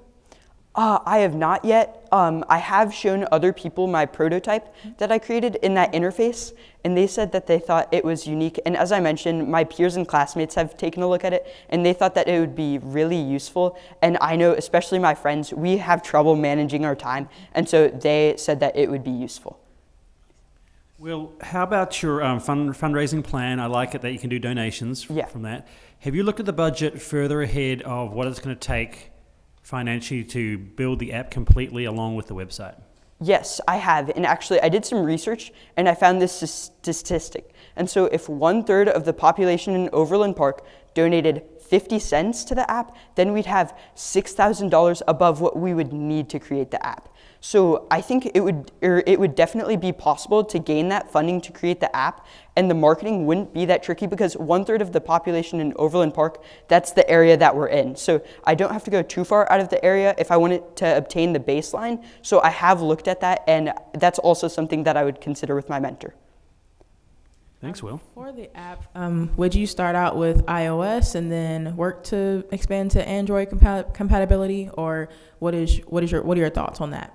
Yeah, so that's a great question. I am an iOS user, so that's probably what I lean toward in my nature with just bias. But I think that would be another great thing to consider with my mentor, because they would have that experience and they would really help me better my idea and the app product.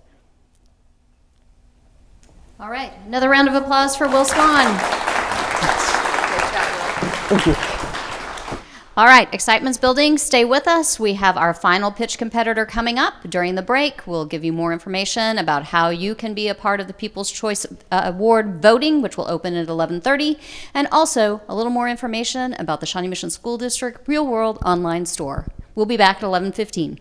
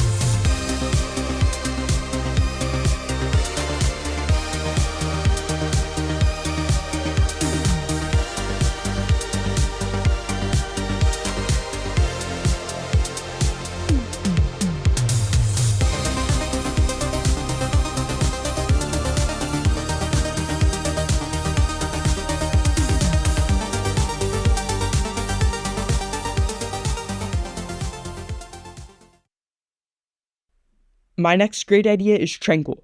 Tranquil would be an application that would be downloadable on mobile devices, and the goal of it would be to help decrease the amount of stress that the user is having.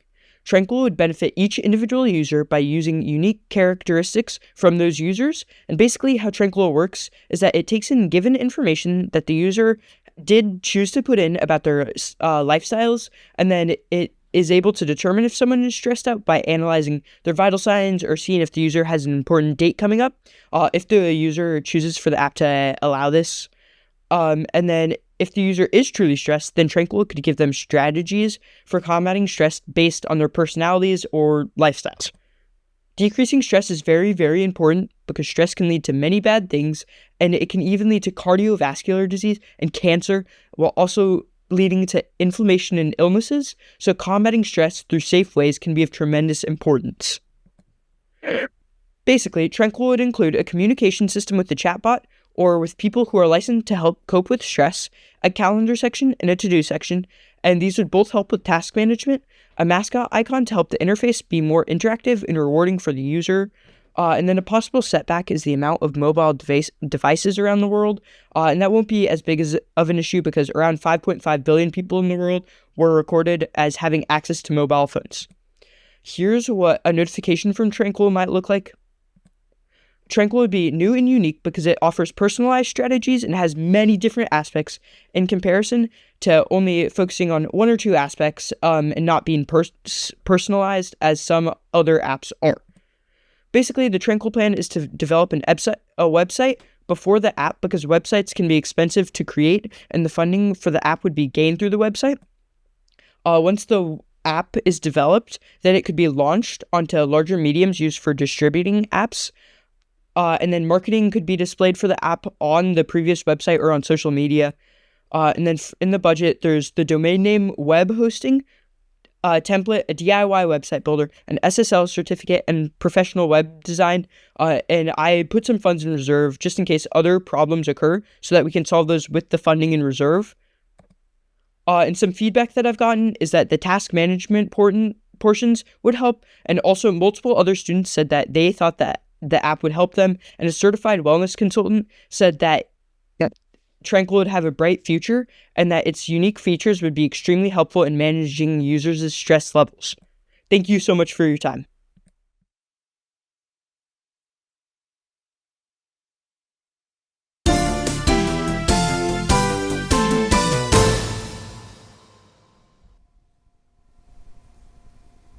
Welcome back. Well, it's hard to believe, but we are ready for our final competitor in the next Great Idea Pitch Competition. And next up, we have Kaylin Saunders, a senior at Shawnee Mission West High School, with the idea, Exercise for Kids.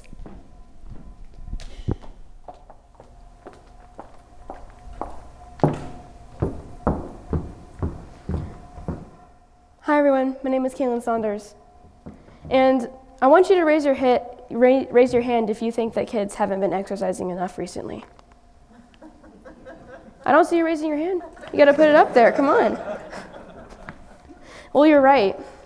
Only 1 out of 4 kids get enough exercise. And the problem is that they don't. They're always on their phones or on their iPads doing too much screen time.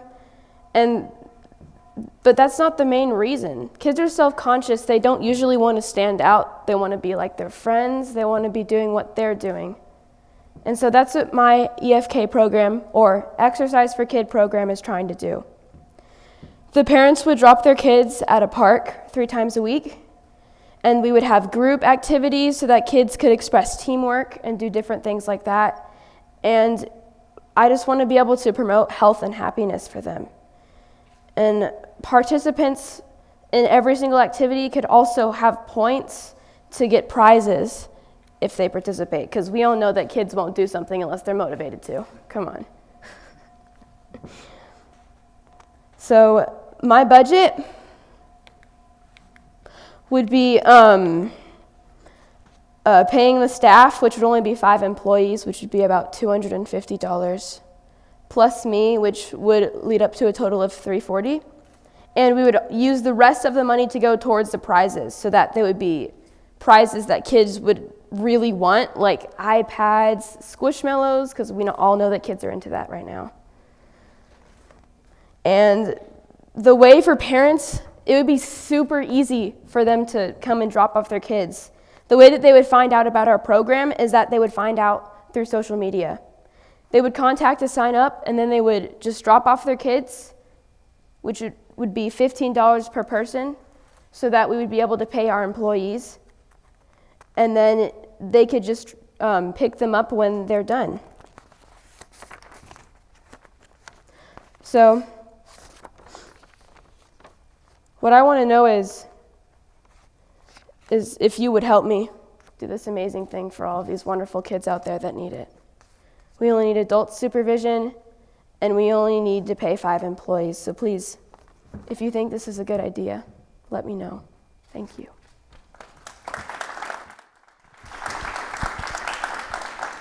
Great job, Kaylin. Are you ready for some questions from the judges? Yeah, let's do it. Okay.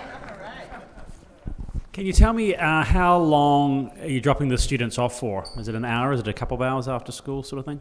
It's 2 hours, because I actually found out while I was looking up research to go through this idea that 2 hours through scientists and researchers have shown that 2 hours is the perfect time for kids to have for exercise. And have you ever looked into the insurance or liability that someone may need for a business like this? Insurance. Well, that's a good question. That's okay. You can research it later. Well, I don't know. If I do actually win this thing, I guess I'll have to think about that a little bit more. So this seems like an opportunity that you would obviously want to promote a lot of awareness for and a lot of marketing. How do you plan to address any safety concerns that parents may have around dropping their kids off, or people knowing that their kids are going to be at this park throughout the day? So that's part of what one of my employees would be a part of, is that, so I was genuinely thinking that it could be teenagers and older. So if we do have adult employees, they can make sure the kids get out of the car safe and that nothing happens to them while they're at the park. And part of the my budget that's up here, it says for additional items, which would be stickers. So every kid would have a sticker on, so I know which kids are a part of our group and which kids are just playing at the park, so we don't lose any of them. I feel like you have a real sense of responsibility for those kids.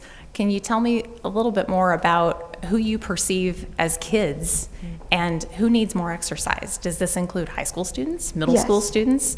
And how do you differentiate between what you're doing for first graders and what you're doing for like an 11th grader? I'm so glad that you asked that. Since I have 5 employees, 2 of them, one of them would be in charge of grades K through 6, and the other group would be in charge of 7 through 12. And every night before the first day, since parents would have to fill out a form, they would need to fill out information about their kids and put their email down, we would send a link for their specific age group so that the kids could actually pick the activities that they want to do. Because if you're going to win something, it's nice knowing that you picked an activity that you're good at, that you could actually win a prize if you do well. What about the nutrition? Are the students getting any food while they're in your care for 2 hours? Because I know that after school, my boys are straight to the pantry to get potato chips and all the bad things, right? Have you got that in your budget by chance, or do you plan to give them some food? I do have snacks up here. I didn't mention it because, I'm not going to lie, I forgot about it for a second. But $10 is what I would say for snacks, and we also have $25-ish for taxes. So when they get there, they can immediately, before we start any activities, they can eat, they can relax a little bit since they just got off of school, and then we can get right into the activities. All right, another round of applause for Kaylin Saunders. Thank you. All right, how about another round of applause for all 9 of this year's finalists? During the break, we were talking, and I think and hope you will agree with me that those 9 students So poised, so brave and courageous in many of their ideas, and to sit up here and to be able to handle that feedback and to do so graciously, we are just so proud of them. Judges, you just witnessed our 9 finalists. I think I'd like to hear from you if you would each take a moment to sort of give some final thoughts. Today's finalists were so committed to improving the student experience, the quality of our environment, and emerging technology. And there were many big ideas that I would have loved to adopt myself. And I'm just proud of the level of strategy, empathy, and vision that went into these projects.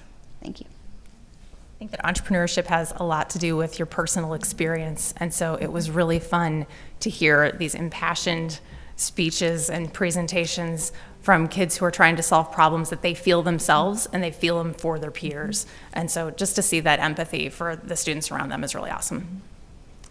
I think that the students were extremely well prepared, and that's thanks to probably you guys here at the schooling district in Startland to have them to present so well.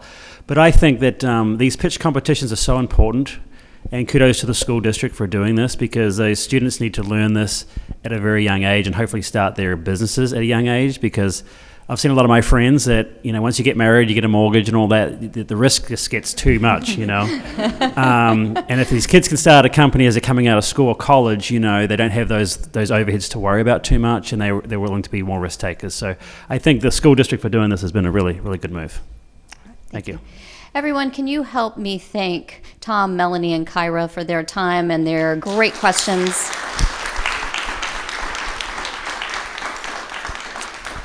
Just a reminder, 3 of those innovators that you saw today are going to walk away with the ability to have up to $2,500 to put toward their education and toward developing that next great idea. Thank you again, judges, for taking time to be with us. Again, special thanks and recognition to the Rainier family for your ongoing support, 62 years for the R&D Forum, and also to the district for your support. Thanks to you at home for joining us, who have been with us live all morning, and those that have joined us here. We'll be back at 2 to learn which innovators will receive awards. Thank you.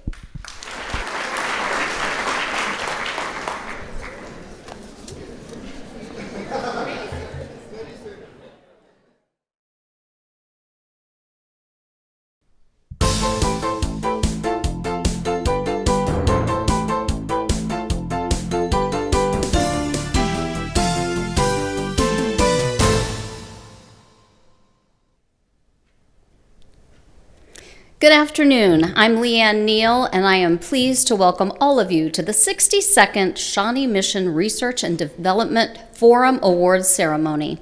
It's been an exciting week here at the Center for Academic Achievement. We've showcased the tremendous talent of the students of the Shawnee Mission School District through amazing science, mathematics, engineering, arts, and technology projects, and welcomed hundreds of guests to each of our 3 evening receptions.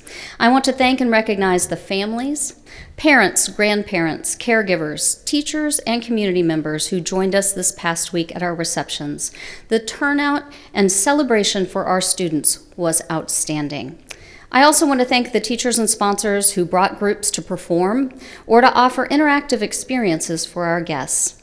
This morning, we enjoyed watching 9 poised and talented students compete in our live Next Great Idea pitch competition finals. As I mentioned, this year celebrates the 62nd year of the R&D Forum. The Rainier family served as catalysts along with educational leaders in the Shawnee Mission School District to initiate this event and sustain it for more than 6 decades. I would like to recognize and thank Mr. Bob Rainier. We are so pleased to have you with us today, representing your family and participating in the awards ceremony.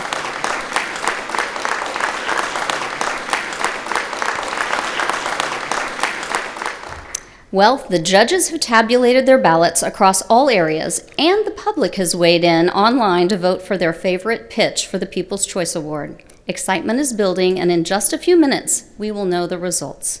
At this time, it's my pleasure to introduce Dr. Mary Sinclair, our Board of Education President, to share a few remarks. Mary?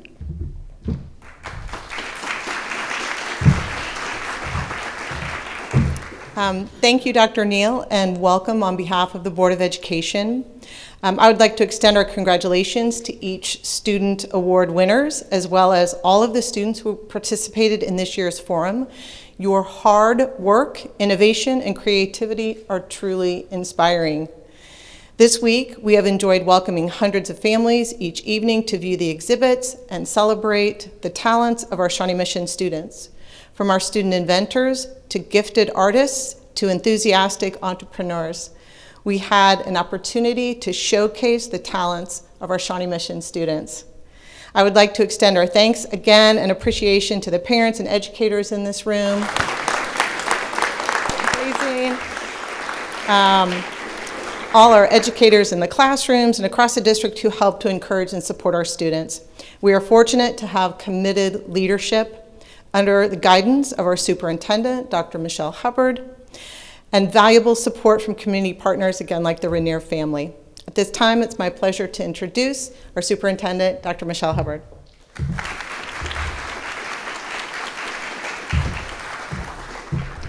Thank you, Dr. Sinclair.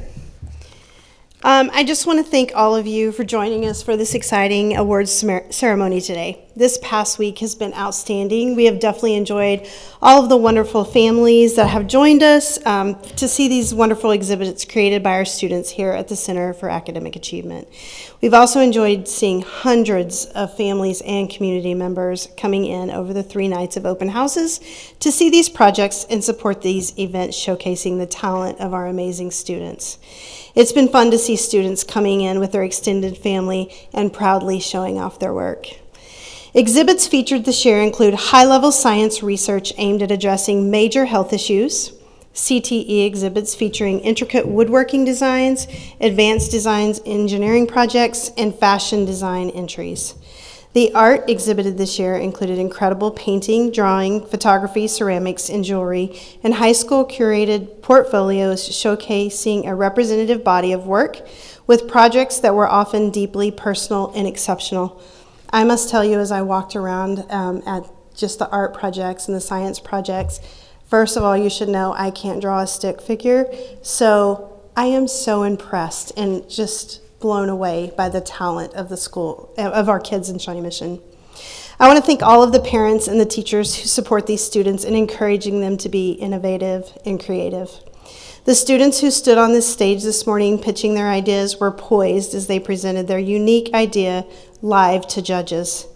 This event truly offers our students a real-world learning opportunity, and it takes a lot of courage to stand up here and to be live on TV and have a panel of judges asking you questions that you may or may not know what they are.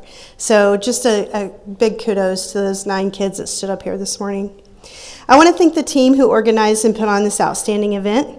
As you can imagine, it takes a great deal of time and dedication over months to make this come alive. A special thank you to our communications team, the high school students that joined our communications team, and Dr. Neal for her organization and commitment to making this such a special event. I also want to thank our community partners who served as judges and mentors, providing real-world feedback and opportunities to our students. Thank you, ladies. And at this time, we have a brief video highlighting the history of the R&D Forum, made possible by the generosity of the Rainier family. Let's take a look. When the Forum began in 1962, the focus was on scientific research and investigation. Vic Rainier Sr., an area businessman and community leader, provided the inspiration, vision, and financial support to create the Forum as a catalyst for engaging students in research and encouraging them to become scientists. It's just that he wasn't fascinated with science as much as he was fascinated in the power of what science could do for society. My father always liked young, productive kids and liked the idea of keeping them intrigued and always challenged. This was something that was important to our father, and we want to give those young people the opportunity to show what they can do. It's a great process. It's one that we're very proud to continue to be associated with, and we're very proud of the fact that the district has continued to allow it to evolve. The Research and Development Forum has changed over the years. In the 1970s, it expanded beyond science to become a district-wide forum to not only showcase research, but to highlight student skills in a broad range of subjects and to recognize academic success in all curricular areas. When you nurture somebody's ability to think creatively, or to think scientifically, or to think philosophically, it has profound impacts. I think it kind of marks you in a way.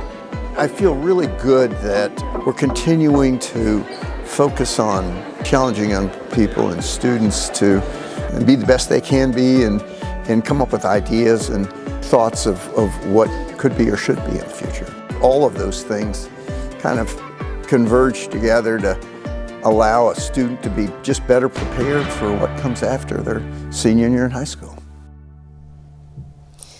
3 words that stood out to me in this video was young, productive kids. That was something that Mr. Rainier was liked, young, productive kids. So let's just give a real quick round of applause for these young, productive kids over here.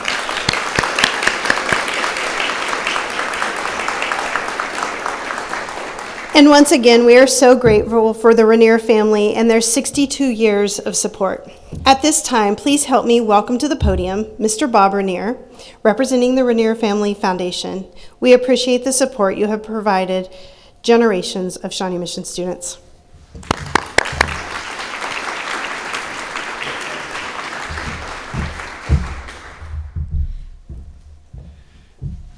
Well, it's good to see a nice big crowd out there today, and again, I start off like probably everyone else, and congratulations to the students, first and foremost, to their parents, to their educators, to their teachers, to the administration for supporting a program like that, and to the board for doing, keeping this district strong and productive and moving in the right direction.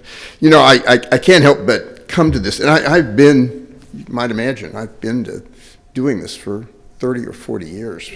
So it's been a long time, but I come back and I'm going to share with you 2 memories that are just really interesting. And I think it's reflective of why my family was so interested in this, and primarily my dad. My dad was the one that was the big driver, but his original issue was, he'd go to, all of us graduated and went through this Shawnee Mission School District, and I graduated from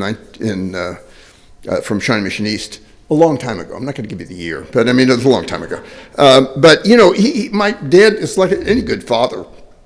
He'd go there, and he was there for band concerts. He was there for orchestra concerts. He was there for any kind of awards assemblies. And what he saw was, a lot of attention to sports and to the fine arts, and he didn't see any academic awards.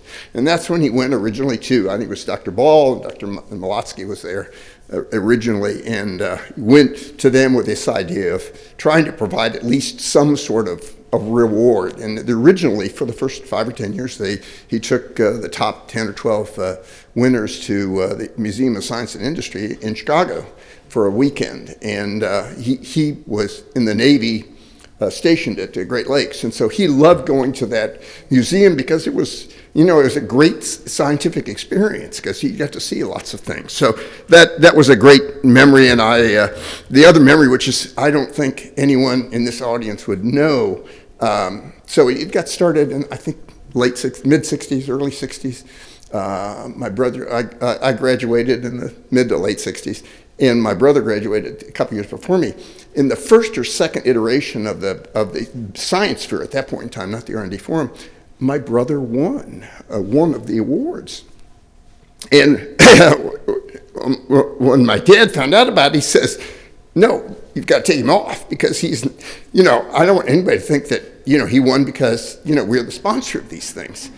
Dr. Malotsky stood up and said, "No, he won fair and square. He's going." So anyway, that was interesting. That wasn't a problem when it came to me and my entry into the thing. So I never had that issue again. So, but anyway, getting back to the things at hand today, there are people that are going to get awards. There are people that are not here that didn't get awards. Everybody wins when they get into a process like this. I will guarantee for everyone that made a presentation today, this is not the last time you'll give a presentation, and it's not the most important one that you'll do. Your life is going to be you're going to be doing this for a long time, and so every time you do something like this, getting up here and standing right up here and trying to explain your project and then answering questions, it's such a good experience. It's an iterative process that the more you do it, the better you get, the more successful you're going to be. So the one last comment that I would make that, and again, I graduated, went to K-State, graduated, went to work for a bank, worked there for 20 years, and then I started my own bank, the Bank of Blue Valley, and ran that for 30 years. But, my advice to you is don't do what I did. If you really want to be an entrepreneur, think about it early in life. And I would encourage you all to go to school, to college, because I think, and there are a lot of people that are very successful that don't go to college, but I think college education really kind of helps refine some of your skills. But having said that, if you've got an idea that you want to go into business, I thought to myself, I need to learn things before I could start my own business. You don't. Do it early, because the earlier they do it, and you might fail, and you start all over again. I mean, it is a process that if that's inside of you, do it earlier rather than later. So congratulations to everyone here. Thank you all for being here today, and thank you for your support of this program. Thank you.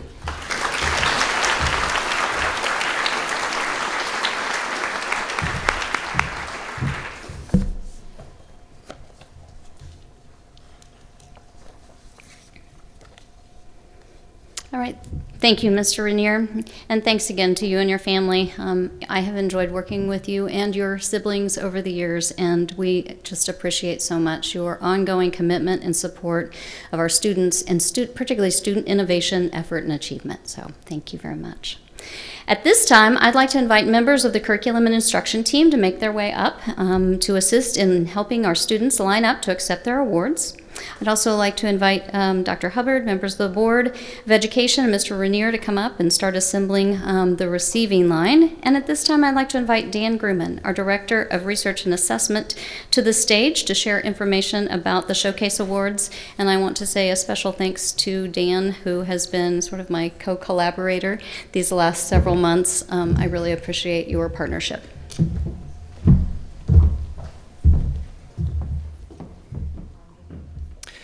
Good afternoon. We will begin with a presentation of the Grand Awards and Awards of Distinction for Art.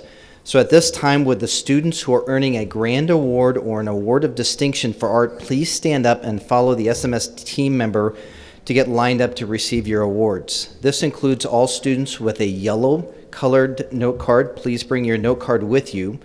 If you're an art award winner but do not have a note card, please join the line and staff will assist you in lining up for the awards presentation.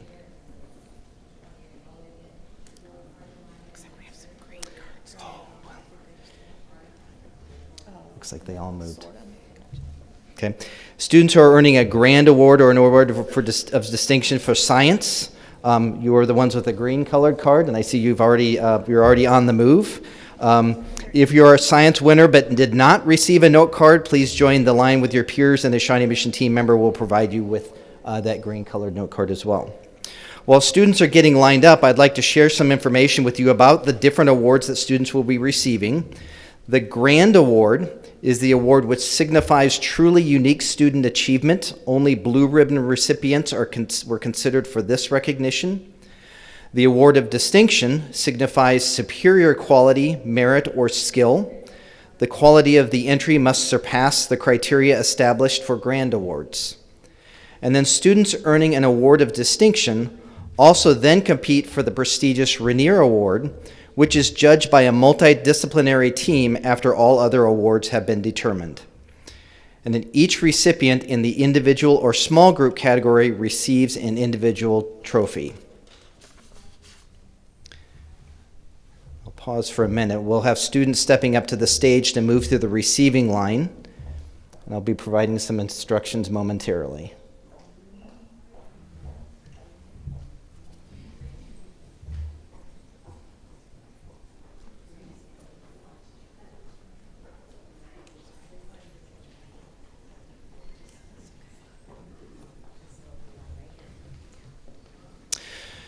So as students step onto the stage, they'll move through the receiving line and exit off the stage and down the aisle back to their seats. Audience members, please hold your applause until all the students for each curricular area or category have received their awards. At this time, I'd like to welcome Megan Ellis, Visual Arts Coordinator, who will present the awards for high school art.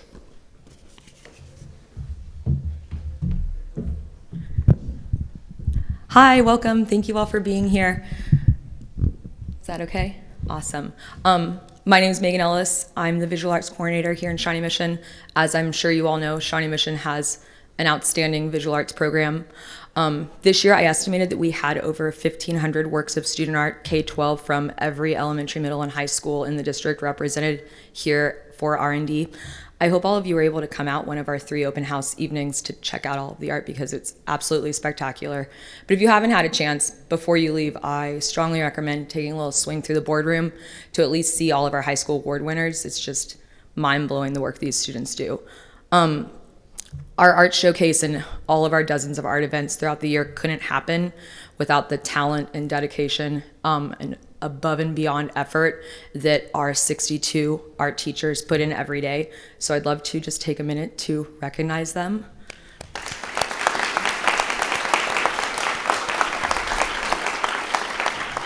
I actually have seen quite a few here today spending their Saturday here recognizing some of their students. So they really are what drives programs like this. So thank you all from the bottom of my heart. That being said, I'd like to recognize some of our most talented high school artists, and we're going to go in order of category. So up first we have receiving an award of distinction in the category of ceramics, Zoe Carr, for her artwork titled Death Cameo. Oh, you can walk. Once you hand me your card, you can walk, okay? Thank you. Congratulations. Up next, receiving a grand award in the jewelry sculpture category, Abby Crossley for her artwork, Pirate Ship. Next, receiving a grand award in the category of jewelry sculpture, we have Annabelle Kavanaugh for her artwork, Pomegranate. Next up, receiving an award of distinction in jewelry sculpture, Rosalind Carley from Shawnee Mission East for her artwork, Vining Armband. Next, we have Natalie from Shawnee Mission Northwest receiving a grand award for her artwork, A Story Through Objects. I need to say the award first. Next, receiving an award of distinction, Eleanor Glenn from Shawnee Mission West for her drawing She's Crazy, which is beautiful, by the way.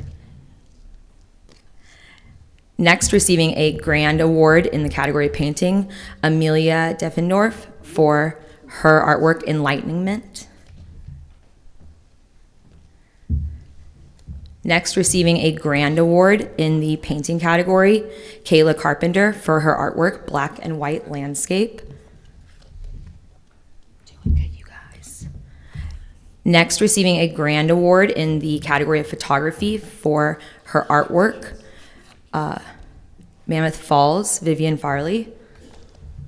Sorry, they walk fast and I've got a lot to read on these cards, you know, all of a sudden they're off and I'm still on the card. Next, receiving an award of distinction for his artwork in digital media titled Rapper Digital Portraits, Brian Flores. Next, receiving a grand award in the category of art portfolio, Malachi Schmitz for his portfolio Golden Hour. Next, receiving a grand award in the portfolio category, Layla Ledford for her jewelry portfolio. Next, receiving a grand award in the portfolio category, Kimmy Kaplu for her portfolio Surrealistic Love. And finally, in art, receiving an award of distinction for his portfolio In Recovery, Noah Penjeda. Congratulations to all of our visual arts winners.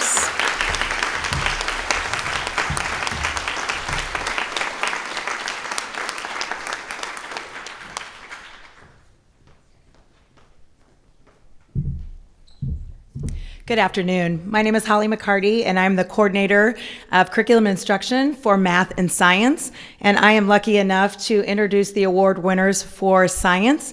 I want to thank the parents and the students and the educators that continue to share their passion of science with our students and those that came to congratulate their children while they're here.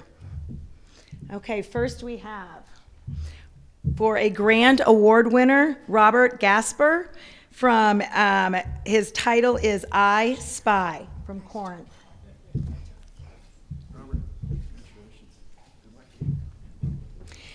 Next, we have an award of distinction. We have a group of 3.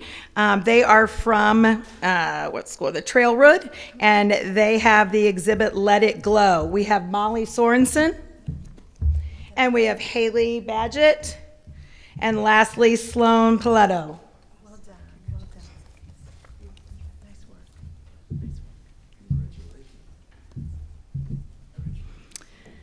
Award of distinction, we have Bennett Demetz from Trailwood Elementary. The title is the Liquid Soaking Eggs Experiment. From Westridge Middle School, a grand award winner. This is a group. We have Lucy Land, and we also have Olivia Adams. Their title was Effect of Calcium Chloride on Plants. A grand award winner from Indian Woods Middle School, Jack Kobe, and his is titled Study of Shapes and Drag. All right, we have another pair. It's award of distinction from Indian Hills Middle School, Felix Bell and Grayson Smith, with their titled project, The Effect of Radiation on Different Materials. Another award of distinction from Shawnee Mission West, we have Ty Sloter, and his exhibit title was Marbles Race. Another award of distinction from Shawnee Mission North, Isabel Asbury, analysis of the effect of different types of plastics on the microbiome of the black soldier fly larva. An award of distinction goes to Alexander Huggins from Shawnee Mission East, sequencing CD8 plus T cells to study the possible effects of NKG2D signaling in type 1 diabetes. Another award of distinction, we have Emma Peters from Shawnee Mission Northwest High School, dendritic cell-associated pro-inflammatory antiviral response as a trigger for type 1 diabetes development. And those are all of our science awards, if we could give them a hand.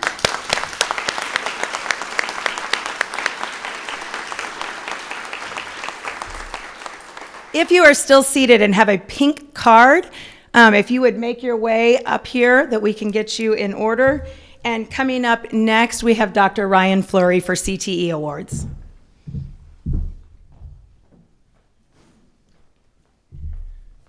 Good afternoon. As our other winners for the career and technical education categories come up, I do want to give a shout out to our team of videographers from Shawnee Mission Northwest High School.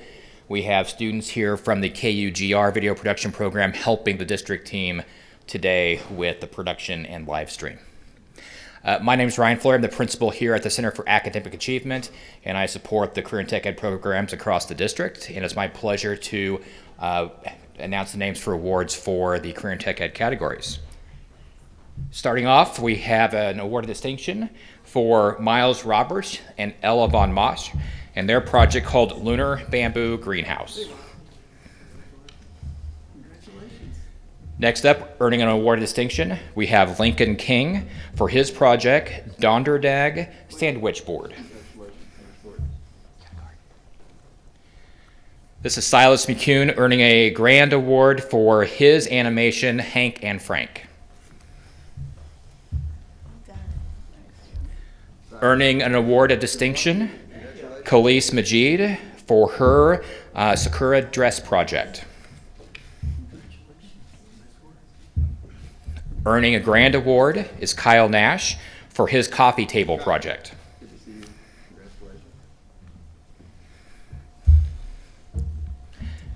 Earning an award of distinction for his double inlay cutting board is Carlos Maguglin. Earning a grand award for her double inlay cutting board with ingrain middle is Carly Nix. Earning a grand award for her purple lined 5 inlay cutting board is Avery Anderson. Earning a grand award for his chess table is Tiberius Watkins. Earning a grand award for his chess table project is Ryan Sims. Also earning a grand award is Andrew Mitchell for his illusion cutting board. Earning an award of distinction for his river desk is Jacoby Arnold.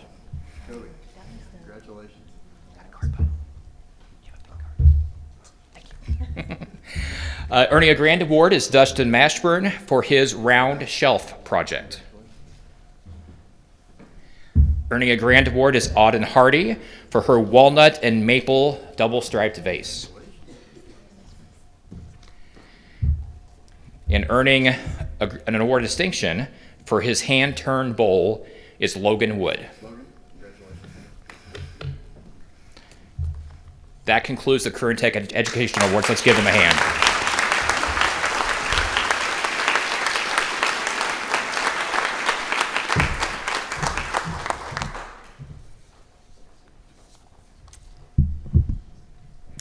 All right, how about another round of applause for all of our award winners?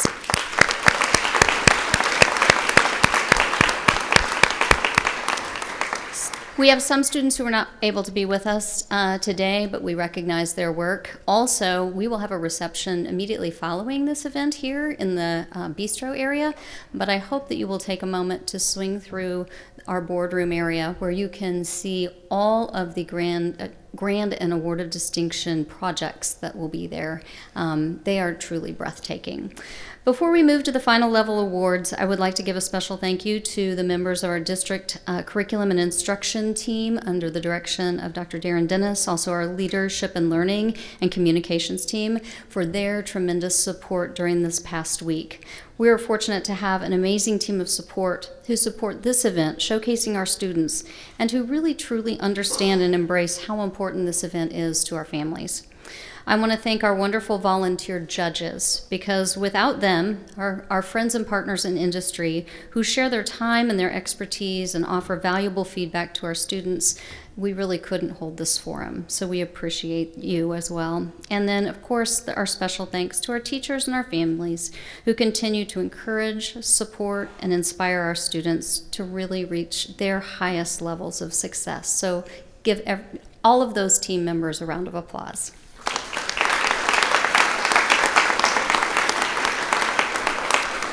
All right, now the moments we've been waiting for.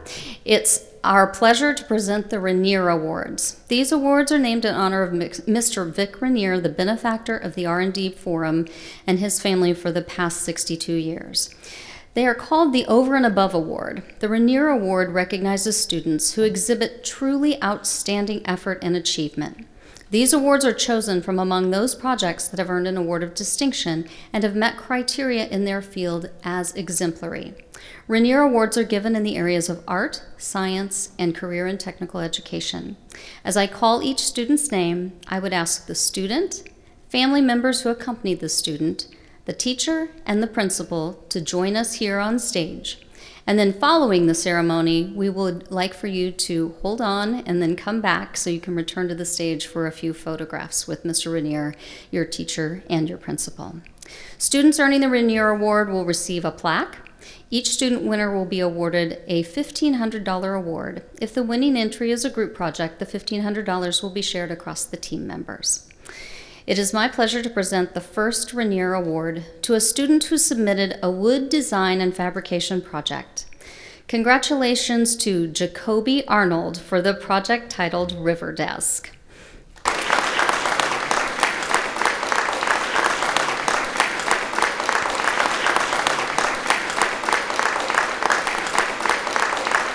Jacoby is a senior at Shawnee Mission Northwest High School. The principal at Shawnee Mission Northwest is Dr. Lisa Gruman, and the teacher is Stephen Cortez. At this time, I would like for Jacoby and his family, Shawnee Mission Northwest High School Associate Principal Connie Springfield, representing the school, and Mr. Cortez to join us. I'll scoot over. I'll scoot over. Yeah. It took a lot of sweat and tears. Yes. In front. There you go.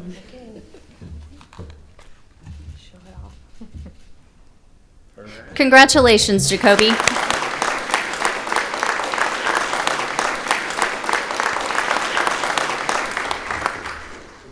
All right, as they are making their way back, the next Rainier Award honors a team of students who submitted a Project Lead the Way Engineering Design Advanced project. Congratulations to Ella Von Mosch, Ezra Lifferth, and Miles Roberts for their project, Lunar Bamboo Greenhouse.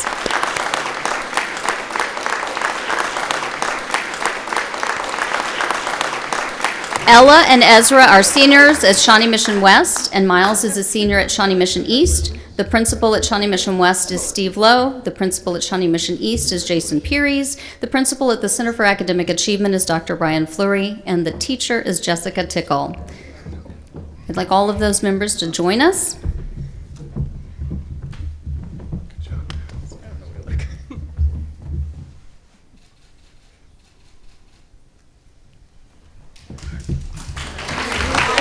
Congratulations, Ella, Ezra, and Miles. Our next Rainier Award goes to a student for their experimental biotechnology research entry. Congratulations to Isabel Asbury for the project titled Analysis of the Effect of Different Types of Plastics on the Microbiome of the Black Soldier Fly Larvae, Hermetia illucens.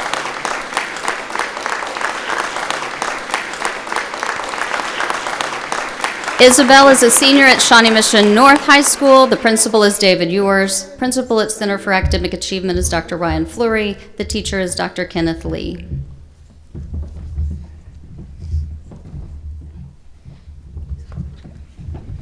Oh. Just like stand still.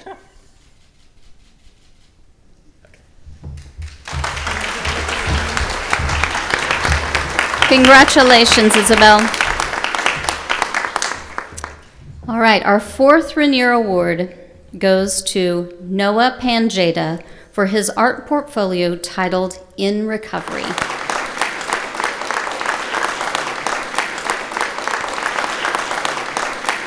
Noah is a senior at Shawnee Mission North. His principal is David Ewers, and his teacher is Stephanie Daly.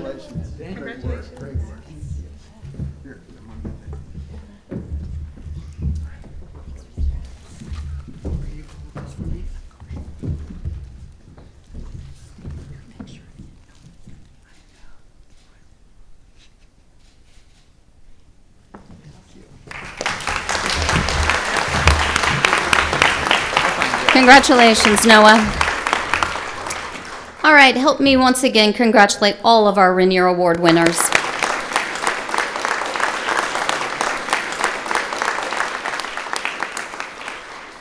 All right, at this time, we will present the awards for the next Great Idea Pitch Competition. We appreciate our partners at Startland for their expertise, assistance, and connection to the industry mentors and our amazing judges. Veronica Alvidrez from Startland is here with us. Veronica, would you briefly share about the pitch process? And Melanie and Kyra, I think you're going to join us for some judges' reflections.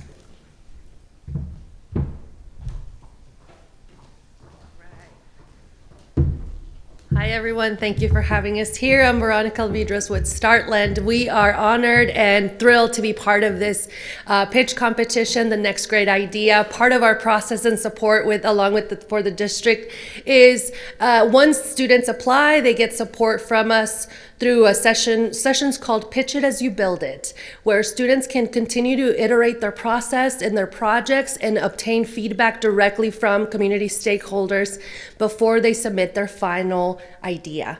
Once they submit their final idea, it is scored by Startland and Startland community partners, and then the top 9 are identified. And that is how we reached the top 9 that you saw or witnessed online pitching earlier today. And part of our involvement is also helping to recruit the judges that join us in helping decide who gets to take home the money and who gets to have those big wins. And so I'd like to thank Melanie Haas and Kyra Colbert for being here with us today, who will be helping to distribute and recognize the winners today. So thank you for being here with us.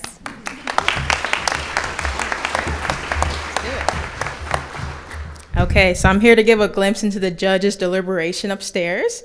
And we'd like to thank every student who took the stage to present their project today. We listened for empathy, wow factors, user testing feedback, and clear next steps.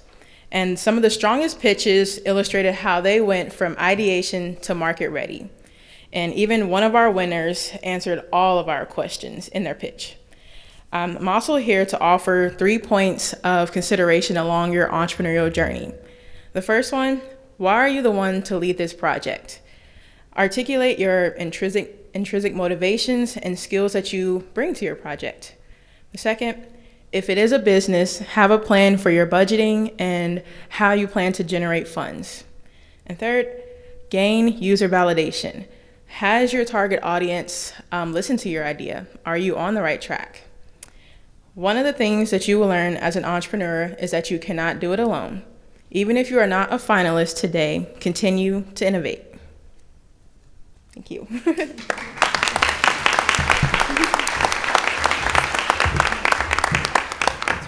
Thank you, Kyra. Those were great tips for hopefully some students maybe next year who might be entering. All right, now the moment we've been waiting for, lots of anticipation. We're going to announce our pitch winners. Our first award is the Idea of Promise Award. This is a $500 award. This year's Idea of Promise Award winner is Lila Spiker and the project Berry.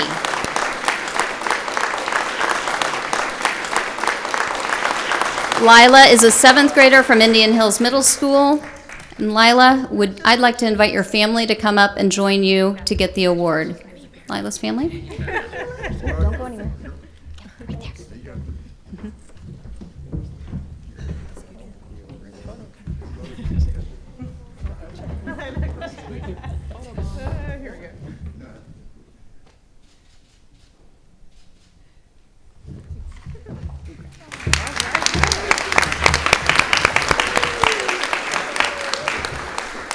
All right, our next award is the People's Choice Award. This is the award that everybody out there helped us with the public's online voting. It represents a $500 cash award. This year, more than 700 voters weighed in, and this year's People's Choice Award winner is Benjamin Walsh for the Project BG Band. Benjamin is a 7th grader from Indian Hills Middle School, and I would like to invite his family to come up as well.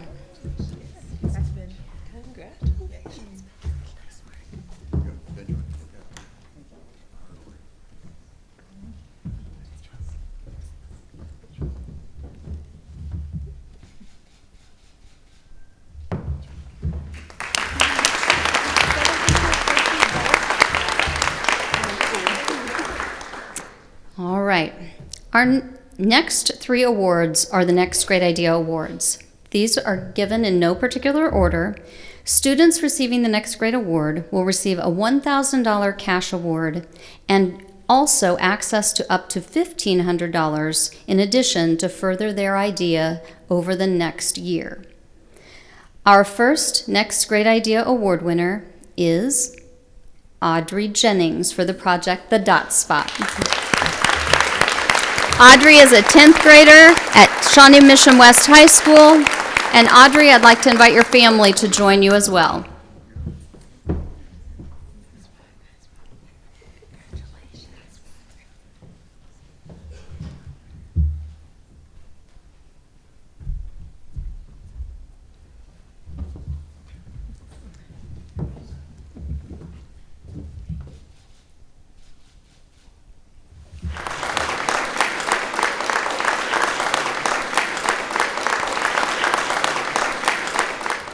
Our next Great Idea Award winner is Benjamin Walsh for the Project BG Band. Again, Benjamin is a 7th grader at Indian Hills Middle School. Benjamin, please come up with your family.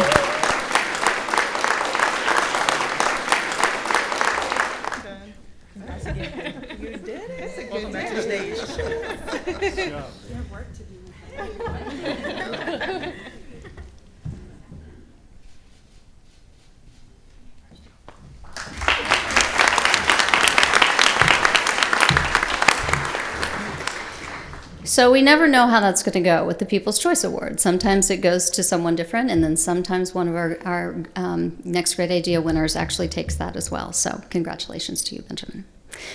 All right, our final next Great Idea Award winner is Miles Muehlbach for the project Flight Suit Interactive Lessons. Miles is a 7th grader at Indian Hills Middle School. Miles, would you please come up with your family to receive your award?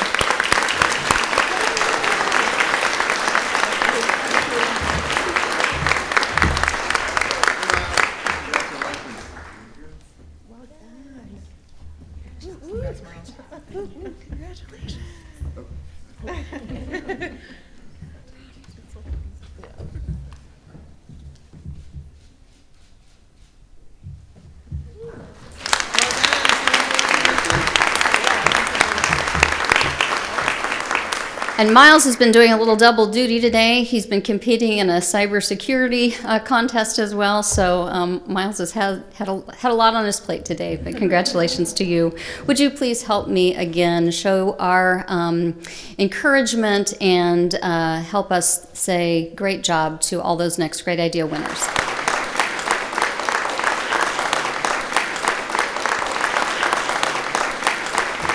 Thank you.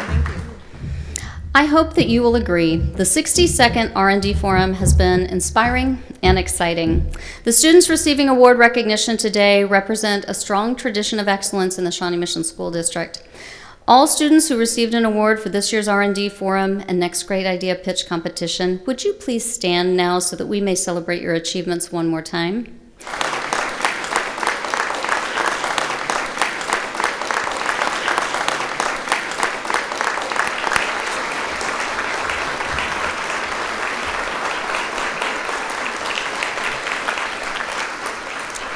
You represent a lot of hope for the future, and we look forward to watching you continue to shine in years to come.